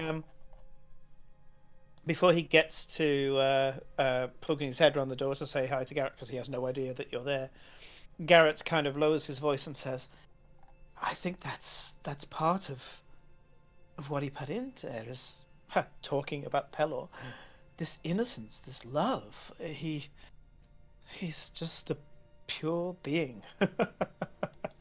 A little bit of a pain from time to time, especially when I'm trying to read. The other day, he was trying to use the kitchen as an instrument, and I had to reread the same paragraph 6 times, but all worth it. All worth it. Garrett's kind of,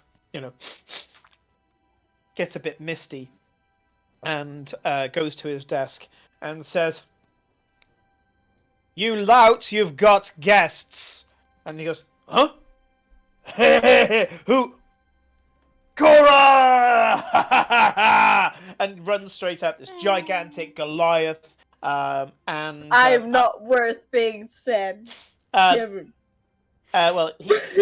he sees Cora first, and he knows Cora. But this giant, lumbering Goliath version of Ainsley Harriott and a salsa dancer, wearing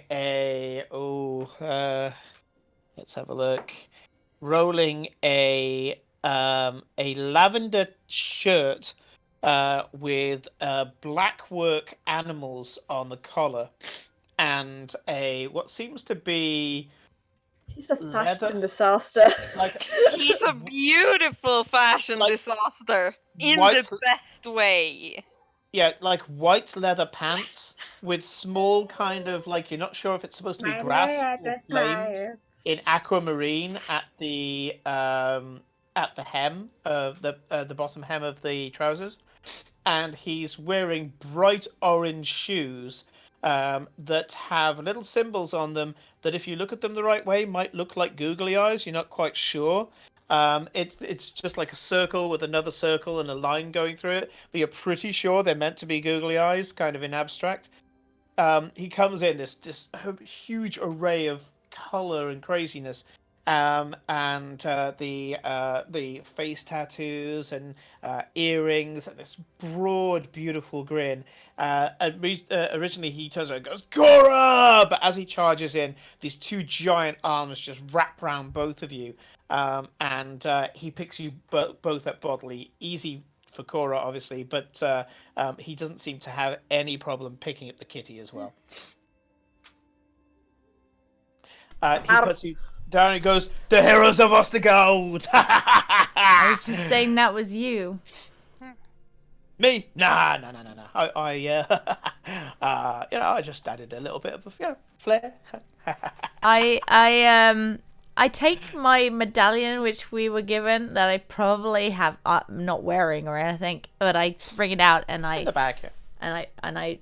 I reach up to try and put it on him, but he's probably stood up, and so I'm like, "Come here," and I want him to. And he comes down critical as to what you're doing. Put it on. Although I don't know if it was built my size, so maybe it just sits on his head. I have no idea. But I try and put my. I haven't really described it. It could be a little pin medal, and you can just pin it to him. Fine. I'm gonna give him my medal. I think you deserve this more than we do. You're crazy. I like you, but you're crazy. This is yours. You earned this. You opened the doors. You let the people in. The people wouldn't have even wanted to come in if it wasn't for you. So I don't need any more medal badges. I just goofed. Is what I do. Yeah, I got people to be friends. You know, they were friends already. Just some of them forgot that for a while. You know, and you know, I made sure that they remembered they were friends, and they did the thing, you know. They moved together. They fought together. They complemented each other. You know, you got you know the ladies from, you know, you've been working all day in Freetown. You know, they spend all day doing everything. You know, they clean up Freetown. I mean, come on, how crazy is that? You know, cleaning up Freetown. You may as well try to polish it. And Garrett goes, no. He goes, a thing that you can't polish. But they do it every day. Every day. They come in and they do this. And their homes are beautiful, and their families have got clean clothes, and they got food on the table when, you know, there's no place to get food, and they're miracle workers. And you got to see them. There's that, you know, they spend this time, they're scrubbing this and doing extra jobs that, and they go well on to the night when, you know, their husband fast asleep. And half of them, you look at their arms, they got thicker arms than their husbands and their boys, you know. Hey, I unleashed a dragon there. And all it took was just take away a bit of fear, you know. But I didn't do anything. I didn't do it. They did it all. I just got them to the gates. You opened the gates, you know. It was a big deal. You're fighting off demons, right? Yeah. Yeah. Yes. Now to the next adventure. You know, I didn't do that. I just danced with the demons, you know. At one point, I was wondering what was going to go on. I swear, one of them danced better than me. I was a bit threatened for a while there. No, you see, he had this thing going on. He was like that, see? Yeah. And now I thought that he was doing better with the hip action, but his hips were changing. That's cheating. You go into competition with that, you get disqualified. Yeah. Yeah, that's... You have to teach everyone the demon dance. You heard it here. You heard it here. Okay. Well, we're... Did you get everything you needed, Eclipse? We're figuring out when the others are free to delve another dungeon and look for more strange treasures. Stuff. We did find a fun carpet in the last one. Yes, we did. Other than that, we are gonna go visit a baby, and then we're gonna go and find a cat. Okay. Well, in between that, once you finish with Garrett, Beeper goes, "Hey, you finished with the girls and or the book read?" And Garrett goes, "For now, we're going to charter a... No, we're not going to charter a ship. We have a ship. We're going to go on a ship." Oh, yeah. You'll tell me the story. Yeah, I want to put that to some music. You know, I'll go traditional for it, you know. I'm pretty sure that there's only a certain amount that I can rhyme with ship anyway. Anyway, I'm going to take the girls out. We're going to go have a party. See you later. And grabs hold of both of you by the arms and drags you out into the street. I would like both of you to roll D100s. Okay. How drunk do you get while out with Beatba? It's related to that. 47? It's a good, middle of the road number. I don't know if it's good or bad. 47. Okay. And Cora? 21? It's a 20 on 1 and a 1 on 1, so that's 21, right? Yep. Yep. Okay, that's cool. So, Eclipse, you wake up back at home the next morning, and you have on the table a pack of playing cards, someone's shirt, around about, let me get this right, 73 gold pieces worth of spare change, a set of false teeth, Right. and someone's bra. Okay. Right.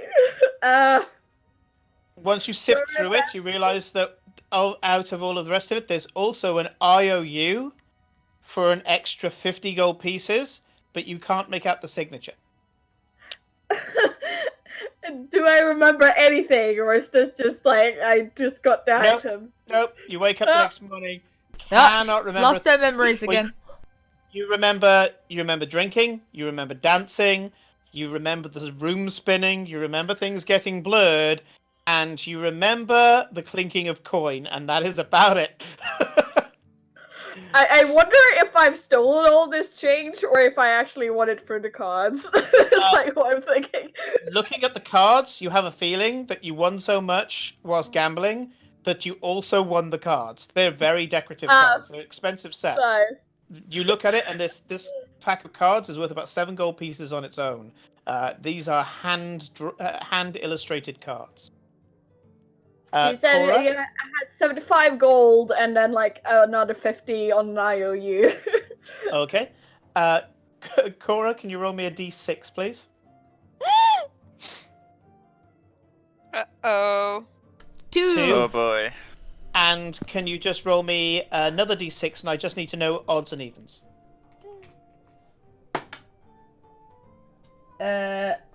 Odd? Odd, okay. So you wake up in a random house in the Liberty Quarter of the city. When you wake up, everybody's looking at you as if there's some sort of shared joke that you're not quite sure about. Every time that you ask what happened the night before, you get either laughter, a wink, or a smile, and they walk away. Ha. Don't like that. You don't seem to have lost any of your Big items, meme. but all of your pocket change is gone. Oh. Damn. Damn. What's my pocket change in comparison to my money? 'Cause You haven't lost any of your money, just the pocket change you had on that on you that day. okay, You either drank so through it just a all, which small considering amount, you had about 30 gold pieces on you, and this is your lifestyle stuff. Okay. You're there hey, I had a week's worth of food on me, in coin. What the hell? And either you bought a lot of drinks, or you may have had it lost or stolen. Damn. I wish I remember. I might have half of that. I might have yeah, right. It's like, You I do lost notice money. that I one made of the money. thieves. You notice that one of the thieves, and you're pretty damn sure you're in a thief's safe house. One of the thieves is wearing a neck scarf that you know belongs to Eclipse.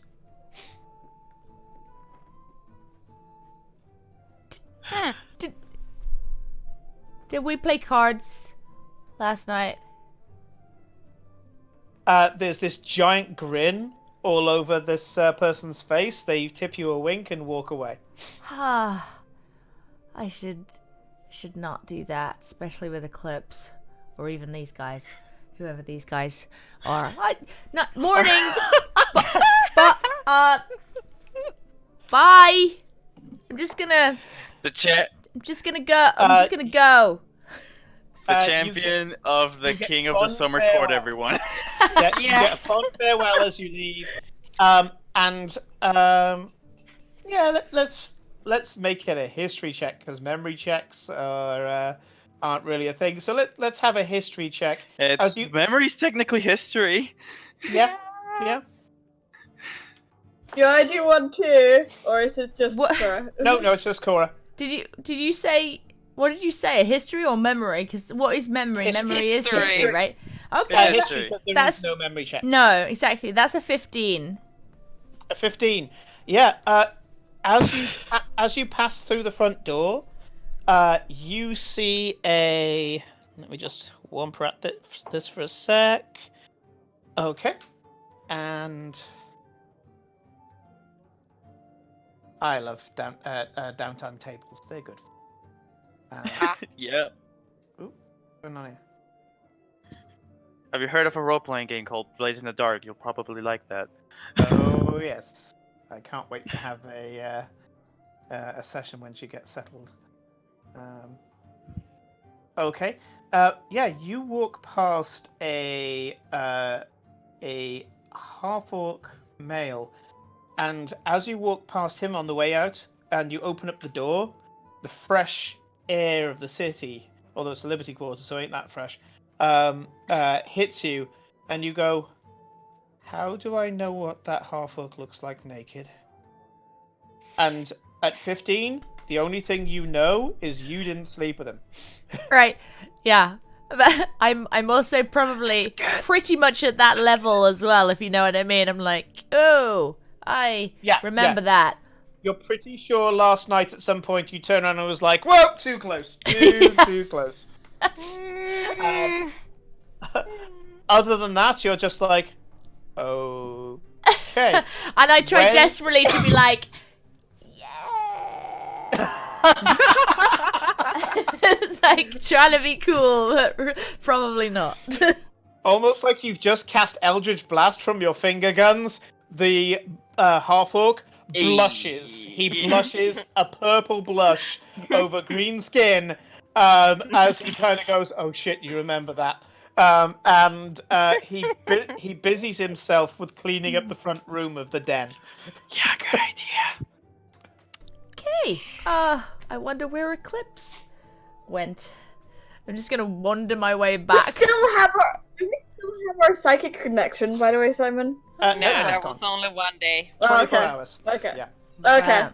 Yeah, I wander my way back to the Hawk and Harness to see if I can find. You can call me, by the way. We have our phones. Oh, I know. Yeah, Remember? that's true. We have your Never badges. use the badges. I'll give her a call and things like, are you in a random house too? Hello? No, I'm at the Hawk and Harness. Oh. I have like a random assortment of stuff. I got a deck of cards and like a bunch of gold. Are you missing a scarf? Yes. Yes, Okay. yes I am. Yeah, we I have a pair of fake teeth. I was given. What? Okay, I'm gonna come quiz you because I can't remember squat, except apparently someone's genitals, and I don't want to remember that. Moving on. I'm coming back. Get me all. breakfast. That's awful. That's the worst form of amnesia. I only remember the bit I want to forget. How does that work? Oh, that's awful. That's terrible. I will ask Glory what happened if she noticed like an item if they noticed that when I got back. Neither of them joined you.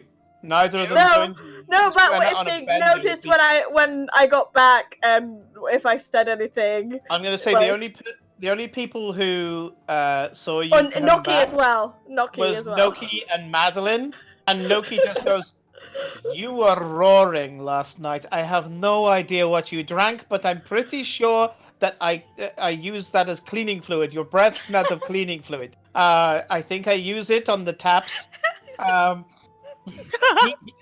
He pulls out a bottle that says "Do not drink" on it. He uncorks it and Oh, goes, "Does this God. smell familiar?" you kind of go, nope, definitely didn't drink that. He goes, now that I smell it, it wasn't as bad as that, but it was pretty damn close, I tell you. Okay, this reminds me of the lighthouse. Oh no. He says, yeah, you were absolutely roaring, and you were wearing a brassiere on your head.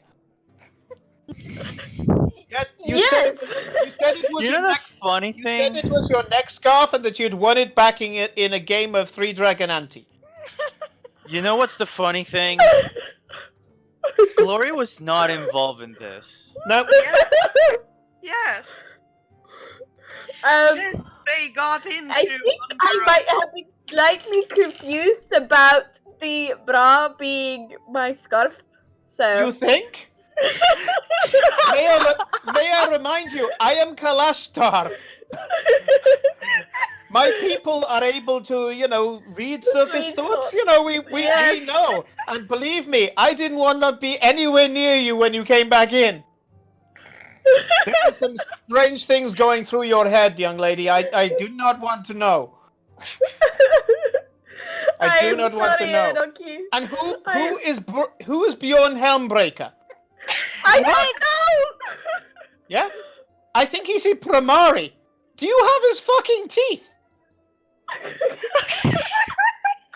Bjorn Hellbreaker came in here and swore a blood oath against whoever stole his teeth. Which, believe me, was a more difficult thing than you think. Because when a Primari comes in here, you take him seriously. But when he swears a blood oath with no fucking teeth in his mouth, it's hard not to laugh. I am gonna give those teeth back. In the post! In the post! Send it to Yana. Yes. She will sort it out, okay? Yes, I will. He will tear this place apart if he finds out it was you, okay? Okay, I'm gonna go and post them right now. Go post them. You go do that. I'm glad you had a good time. Never bring Beyond here, please.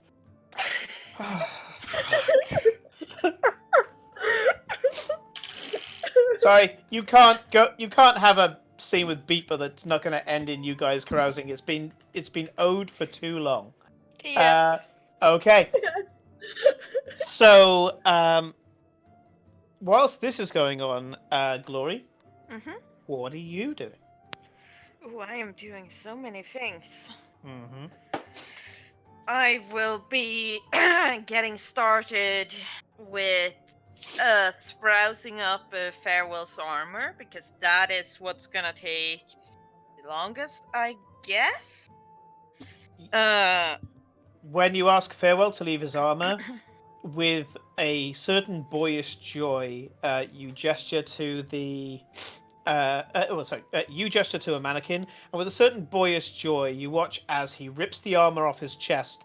It folds up and packs itself neatly into the breastplate, and then he throws it at the mannequin, and it unpacks itself back onto the mannequin perfectly. If you remember, it has almost an Iron Man effect of being able to be donned or doffed with a single action. Yeah. And wearing only his priestly robes, Farewell leaves you to it. Upon inspection of the armor is incredibly well made, and because it was made by a Maradnite, although Guinevere is apparently also claimed by Ioun after the strange trance that she went into. Yeah. And that was what, episode 53 or something? No, it would have been something 50. like that. It would have been 51 because I think 52 I said was the Death and Duplicity one, so it would have been the previous session. Guinevere, when she made the armor, also started priming it with runes so that it could take an enchantment. The enchantment that she's placed on it at the moment is only a minor enchantment. It does not take up the full capacity of the substance to be enchanted. The armor itself is magically primed and already contains a certain amount of residuum in the metal. So it just needs a talented enchantress to do something with it. What would you like to do? I wanna add the enchantment we were talking about the other day. The armor of wild warding. Okay. So that when the wearer wears it, they can make saving throws against magic, which is nice. So, yep, if I just bring up the details for this so that we can tell people on the stream. Let's see. That was in the Benefactor player chat, wasn't it? Here we are. So I gave you some armor options that you could do within the 30-day period. And the armor of wild warding. When the wearer of this armor must make a saving throw against magic, they can roll a d20. On a 10 or higher, they roll the save with advantage. So it's a little bit of a gamble. In a lot of cases, it does nothing, and in other cases, it will allow him to make advantage. Very good for a caster if you can get a caster that can wear armor, and because obviously that will help him with concentration checks and even death saving throws if the saving throw is prompted by magic. It has to be that magic initiates it because it is a form of warding. You know this enchantment. It's one of the ones that you studied. And it involves putting a runic warding, like a magic circle spell, along the length of the armor. So his armor will have script placed into it now, which you will use a steel. So basically a wand that is used in the same way that a stylus on a graphics pad is worked. You will enchant the steel with residuum, and then you'll start to burn with arcane energy these glyphs into the armor.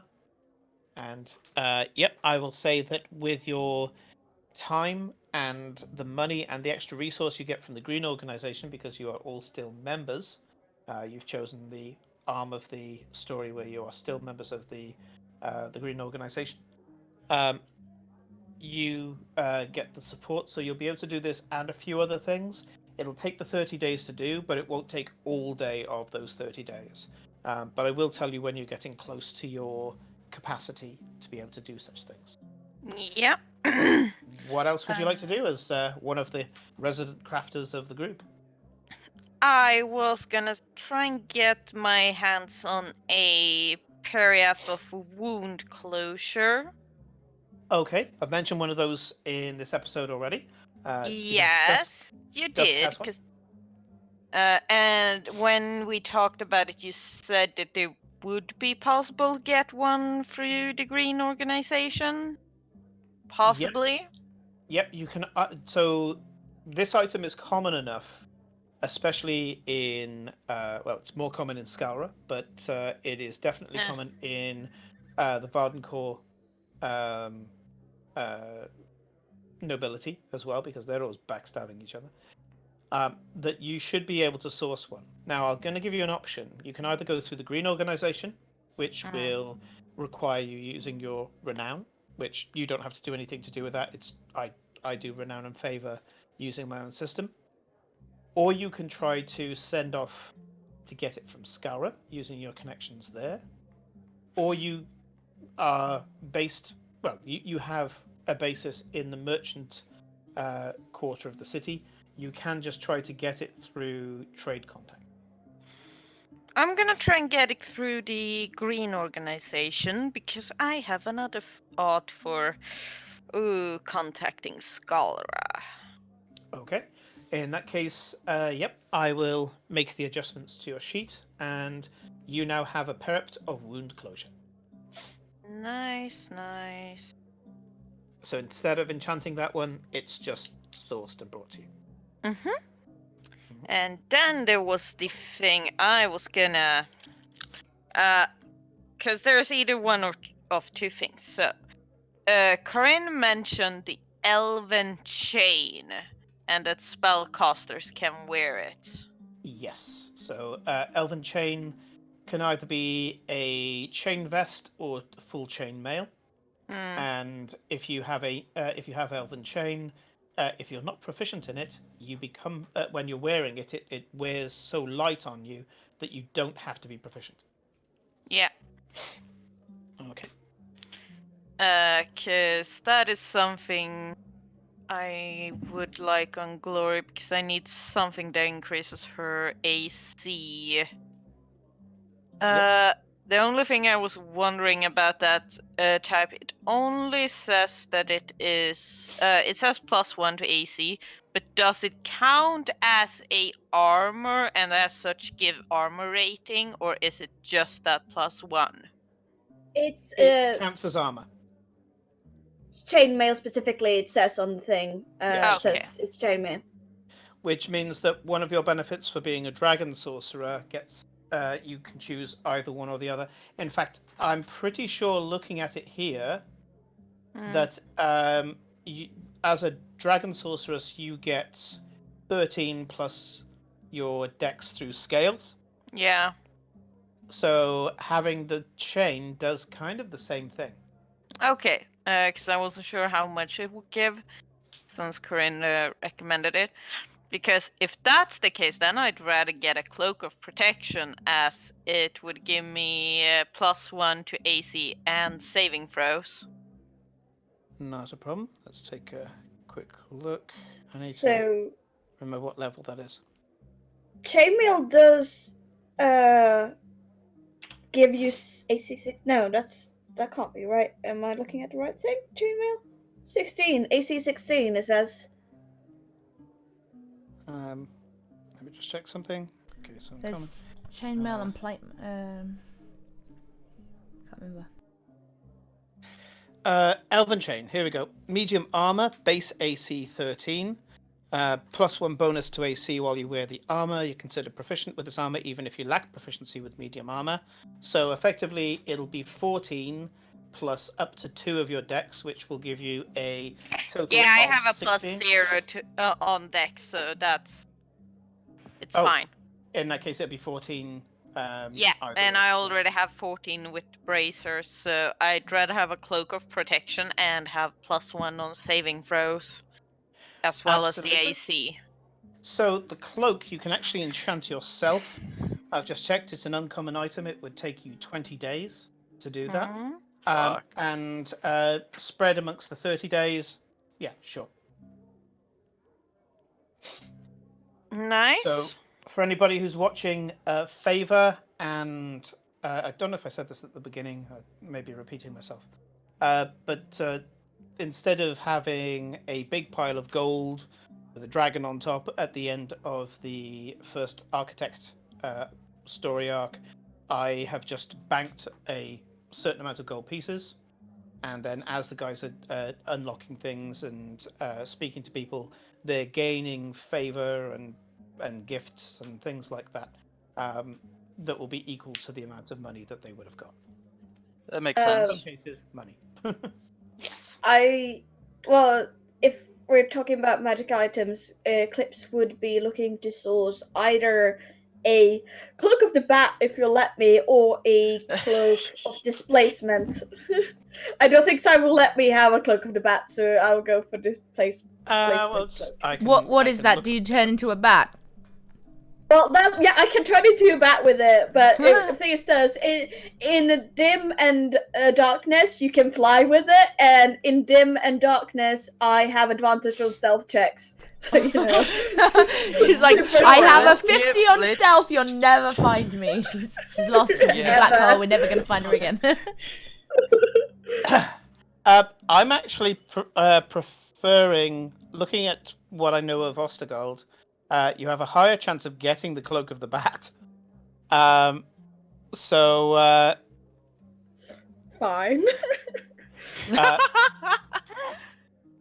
We won't let you break the game, Corinne. Well, in all fairness, her stealth is so ridiculously high, advantage isn't going to do much to it. You know, there's a certain top out where you're so above the curve, it really doesn't matter anymore.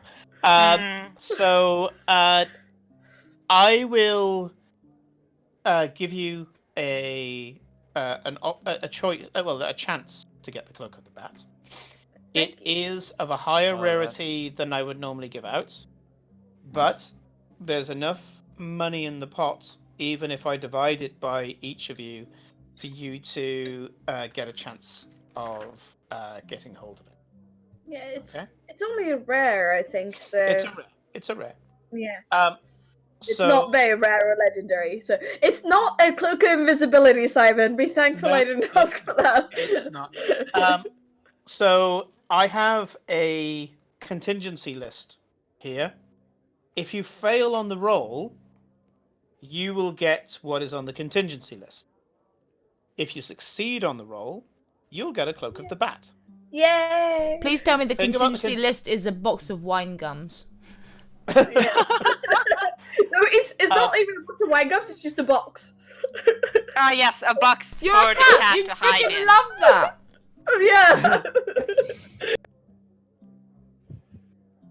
Yeah. The contingency list has items that are ranging from good to really good. So you might get something that's a little bit less powerful than the Cloak of the Bat, or you might get something that's hella more powerful than Cloak of the Bat. So I'll take it. do me a favor and no.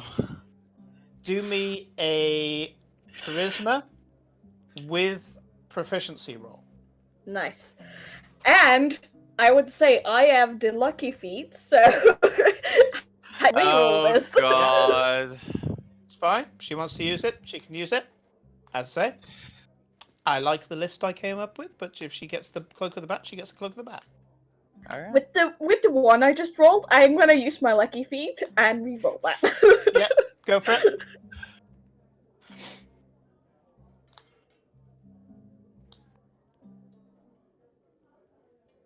Okay, so that's much better. Almost another one, but it's a 19. So 19 plus 3 plus. Fucking hell. Many lots. Yeah. So yeah, Yes. you have got yourself. You go into a series of negotiations with some of your underworld contacts. You do notice that one of the underworld contacts won't stop smiling at you. But you do manage to get some inroads. Oh yes, the it's person- plus 8, by the way. Yeah. So 27. So the person that gives you the cloak, they say, you won't have any problem with this. The former owner died many years ago. And they hand you what is essentially a long ago stolen item. And Yay! he says, by the way, we have a little something for... Well, and when he says we, his eyebrows raise very, very... it's a little gnome guy, by the way, little gnome artificer. Raises his eyebrows and goes, we have a gift for Glory. Can you see that she gets it? And he hands you this tiny little box.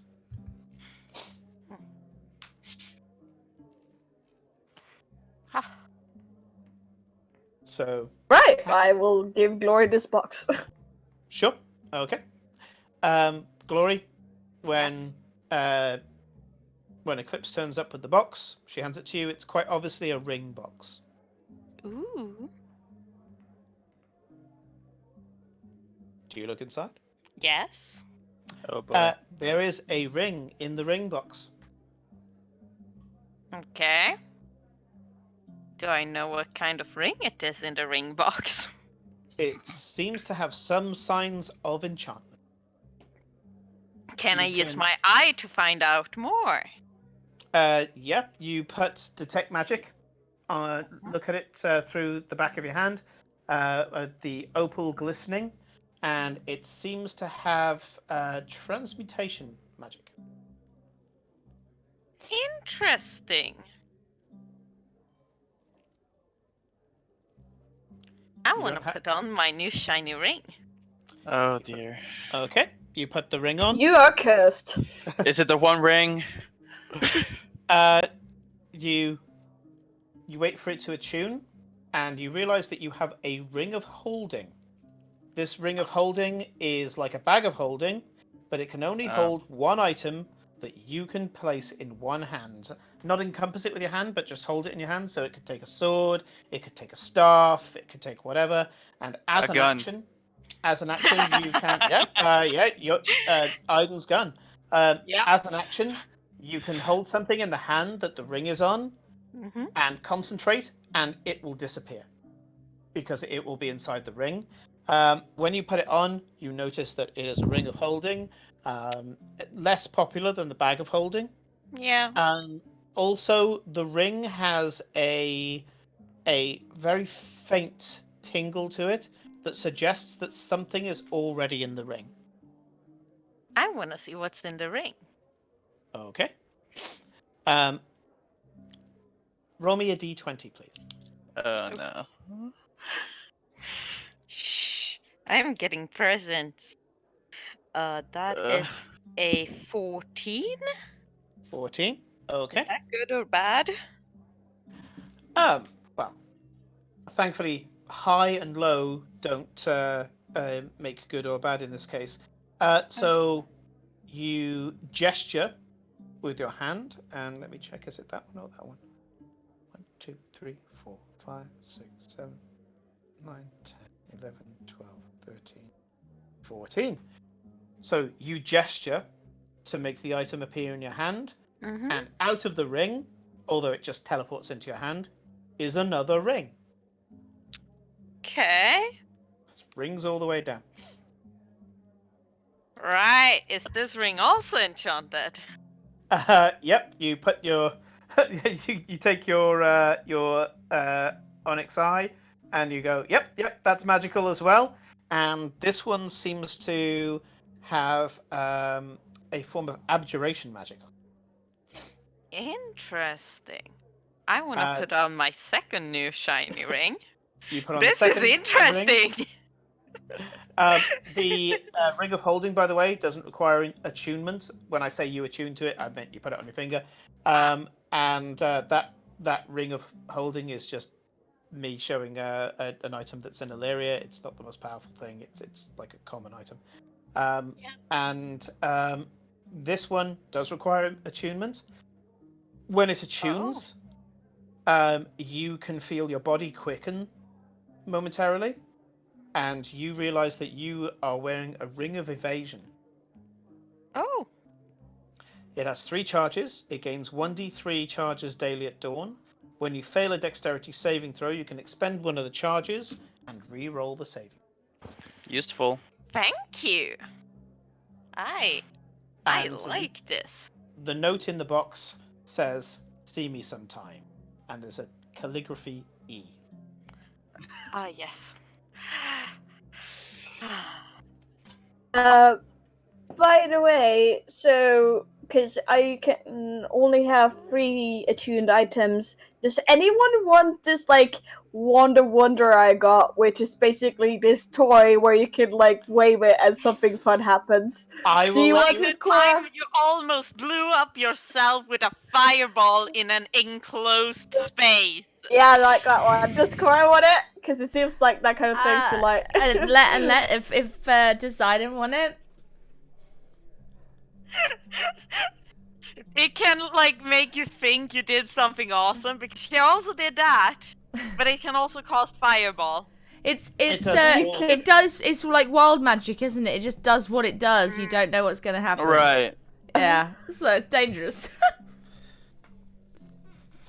I think I have the link. I mean, like if you're, I'd probably like pack, stick it in my bag if you don't want it. I don't know when I'll ever use it because it's so like. Pulling something at random, 47 to 49 is a cloud of 600 oversized butterflies fills a 30-foot radius centered on the target.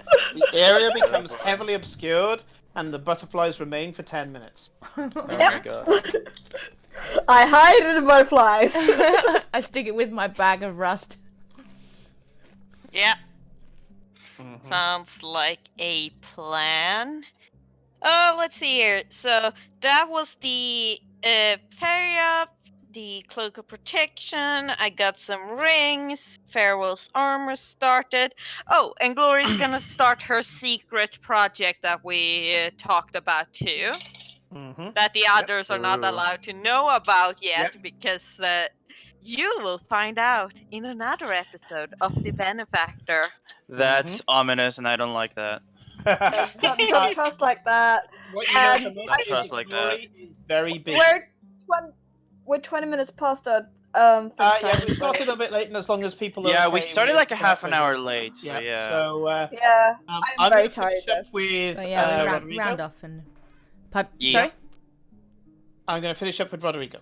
Alright. Yeah.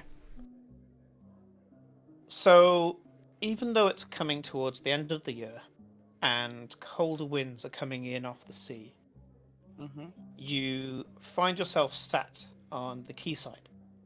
Alright. And you can see that in the water, after a long day of working, being that kids kind of work at being apprentices, and you recognize some of the kids playing in the water. One of them is an apprentice to the local cobbler, another one to a leather worker, another one to a scrivener, and they are frolicking about in the water, playing around one of the buoys that's used for mooring the ships.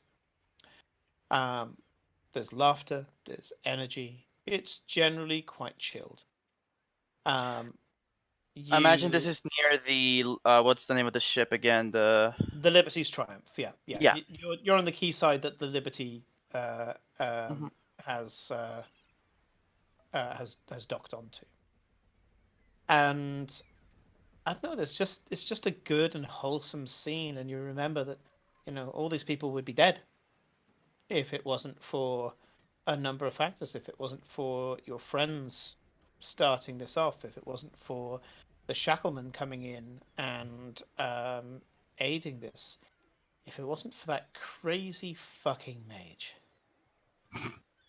And you allow yourself to just pay attention to the life around you. The people who can be protected on a daily basis by those who step forward and enact a duty, much like the duty that you had forced upon you. On the Liberty's Triumph itself, or the Triumph, sorry, I shouldn't call it the Liberty, it's the Triumph for short. You can see Blodwyn, who is speaking to somebody that you're not sure of. You've been off the ship for a bit, and right. You can hear her say, "Oh yes, so this one works a lot like Aiden's pistol, but it's all based around chains. You see, in the same way that we spend most of our time bending bars and breaking chains, this one is actually based around control of the battlefield and also the safe restraint of people. We don't like people being oppressed, but there's a time when you have to kind of, arrest them a wee bit and throw them in the drunk tank. You know how it is. So it's got functions much like my Witchlock and much like Aiden's over there. Doesn't work on the same power source as his. That's Blood Hunter shenanigans there.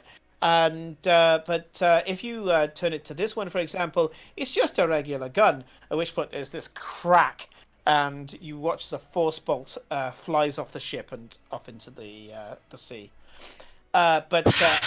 This one is one of my favorites. It's what I call a tether shot, and all of a sudden you see this blast of arcane energy fly over your head at a bunch of seagulls that are on the quayside, and these spectral chains suddenly erupt out of the ground, wrap around the seagulls and hold them in place, and the seagulls have a panic attack at this.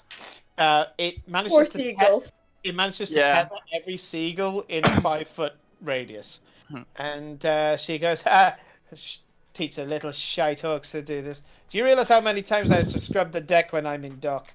And she goes about saying that there's a bolas shot, there's a restraining shot, and she goes, kind of ironic that the shackleman would have a shackle gun, but I like binder. It's one of my favorites. And she seems to be talking to another artificer. The other artificer seems to be talking less loudly than her, and you can't make out the other side of the conversation.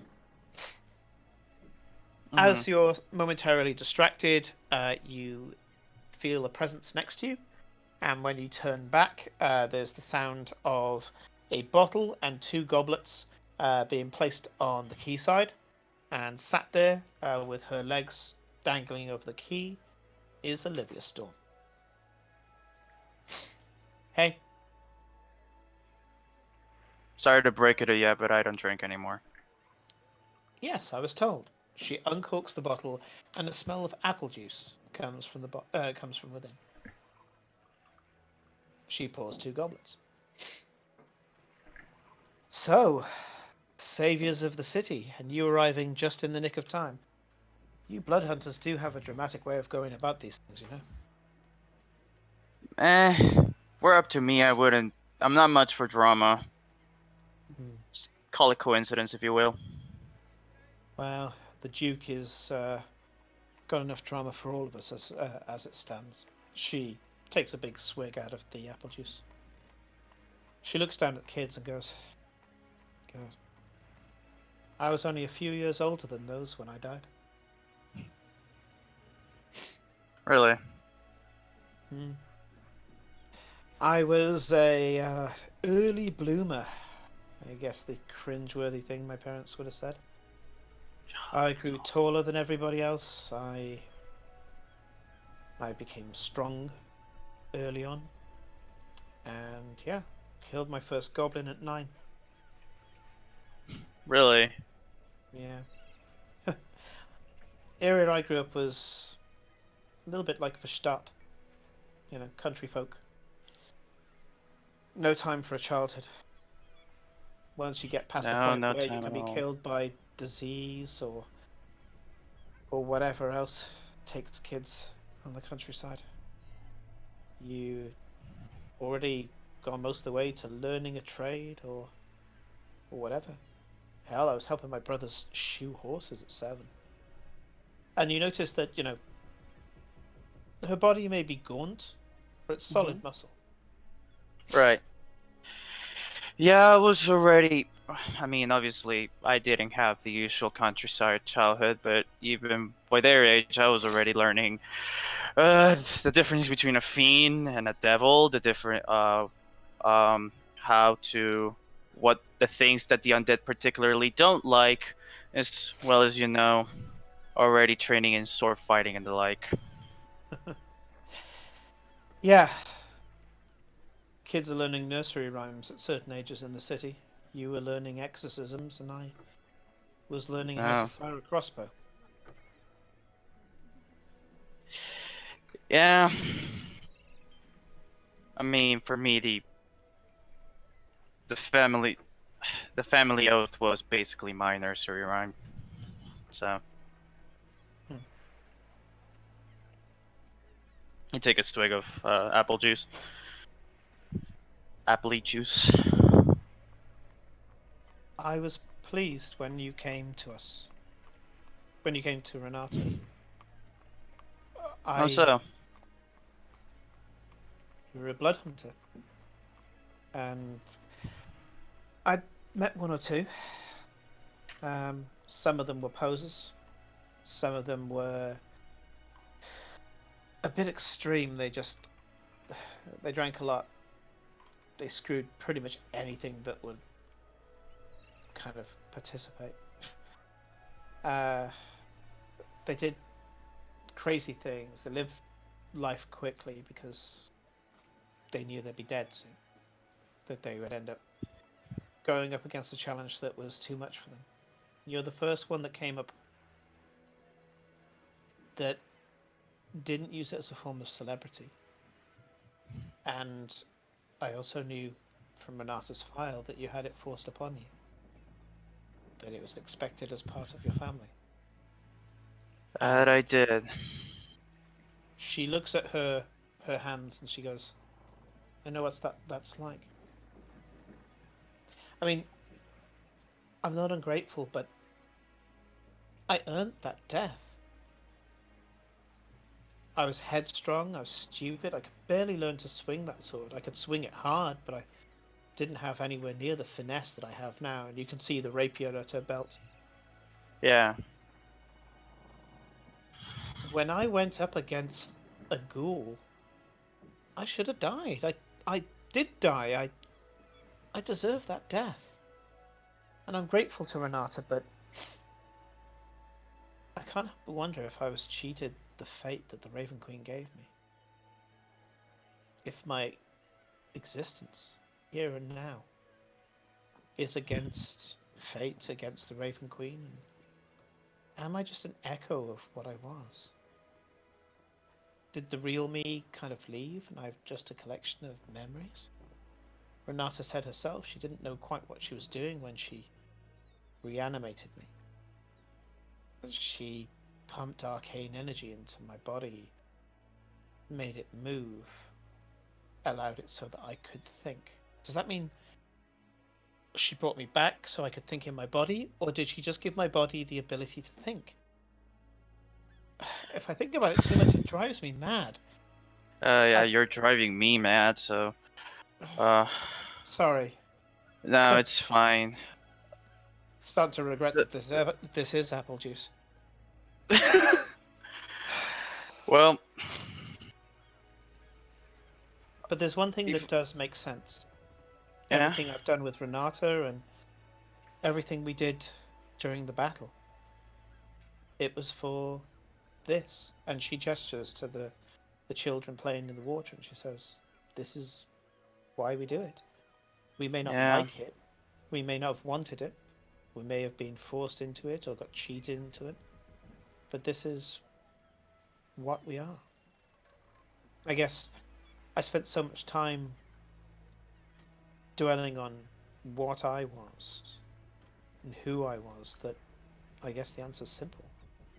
I can be what I do. Yeah. I think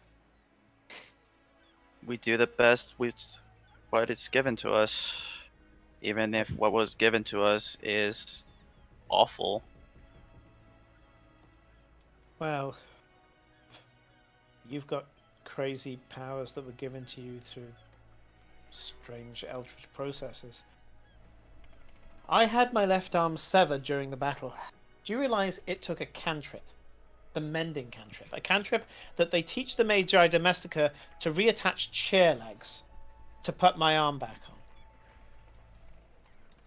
I'm an object, a tool. And yet you're navel gazing. That doesn't sound like an object to me. I guess. If so, I'm the first pensive clock. Better than the pensive chair or toilet. That would be awful. Pensive toilet. She starts to laugh with it. You've not really seen this laugh all that much, and the fact that you're kind of taking her self-pity and making it kind of ridiculous. She just nudges you with her elbow and says, "You're terrible. You shouldn't speak ill of the dead." It's my job to speak ill of the dead. You can't speak ill of me. Alright, point taken. Good. I was hoping I wouldn't have to draw it. And she kind of taps her rapier, the rapier being the point. Yeah, me too. I was really hoping today was not going to be a fighting day. No, we've had enough of that for now. Thinking of leaving Renata.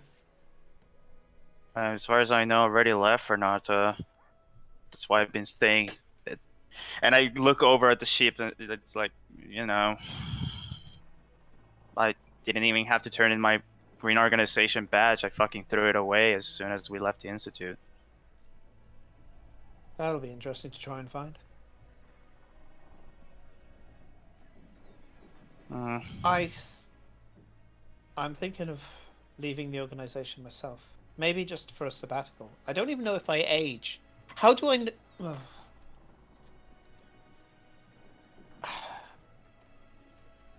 I don't want to be that I'm doing all this out of gratitude, out of some debt. And she looks up at the Shackleman ship and says, there are lots of ways of tying someone down. Obligation. That's the biggest one I know.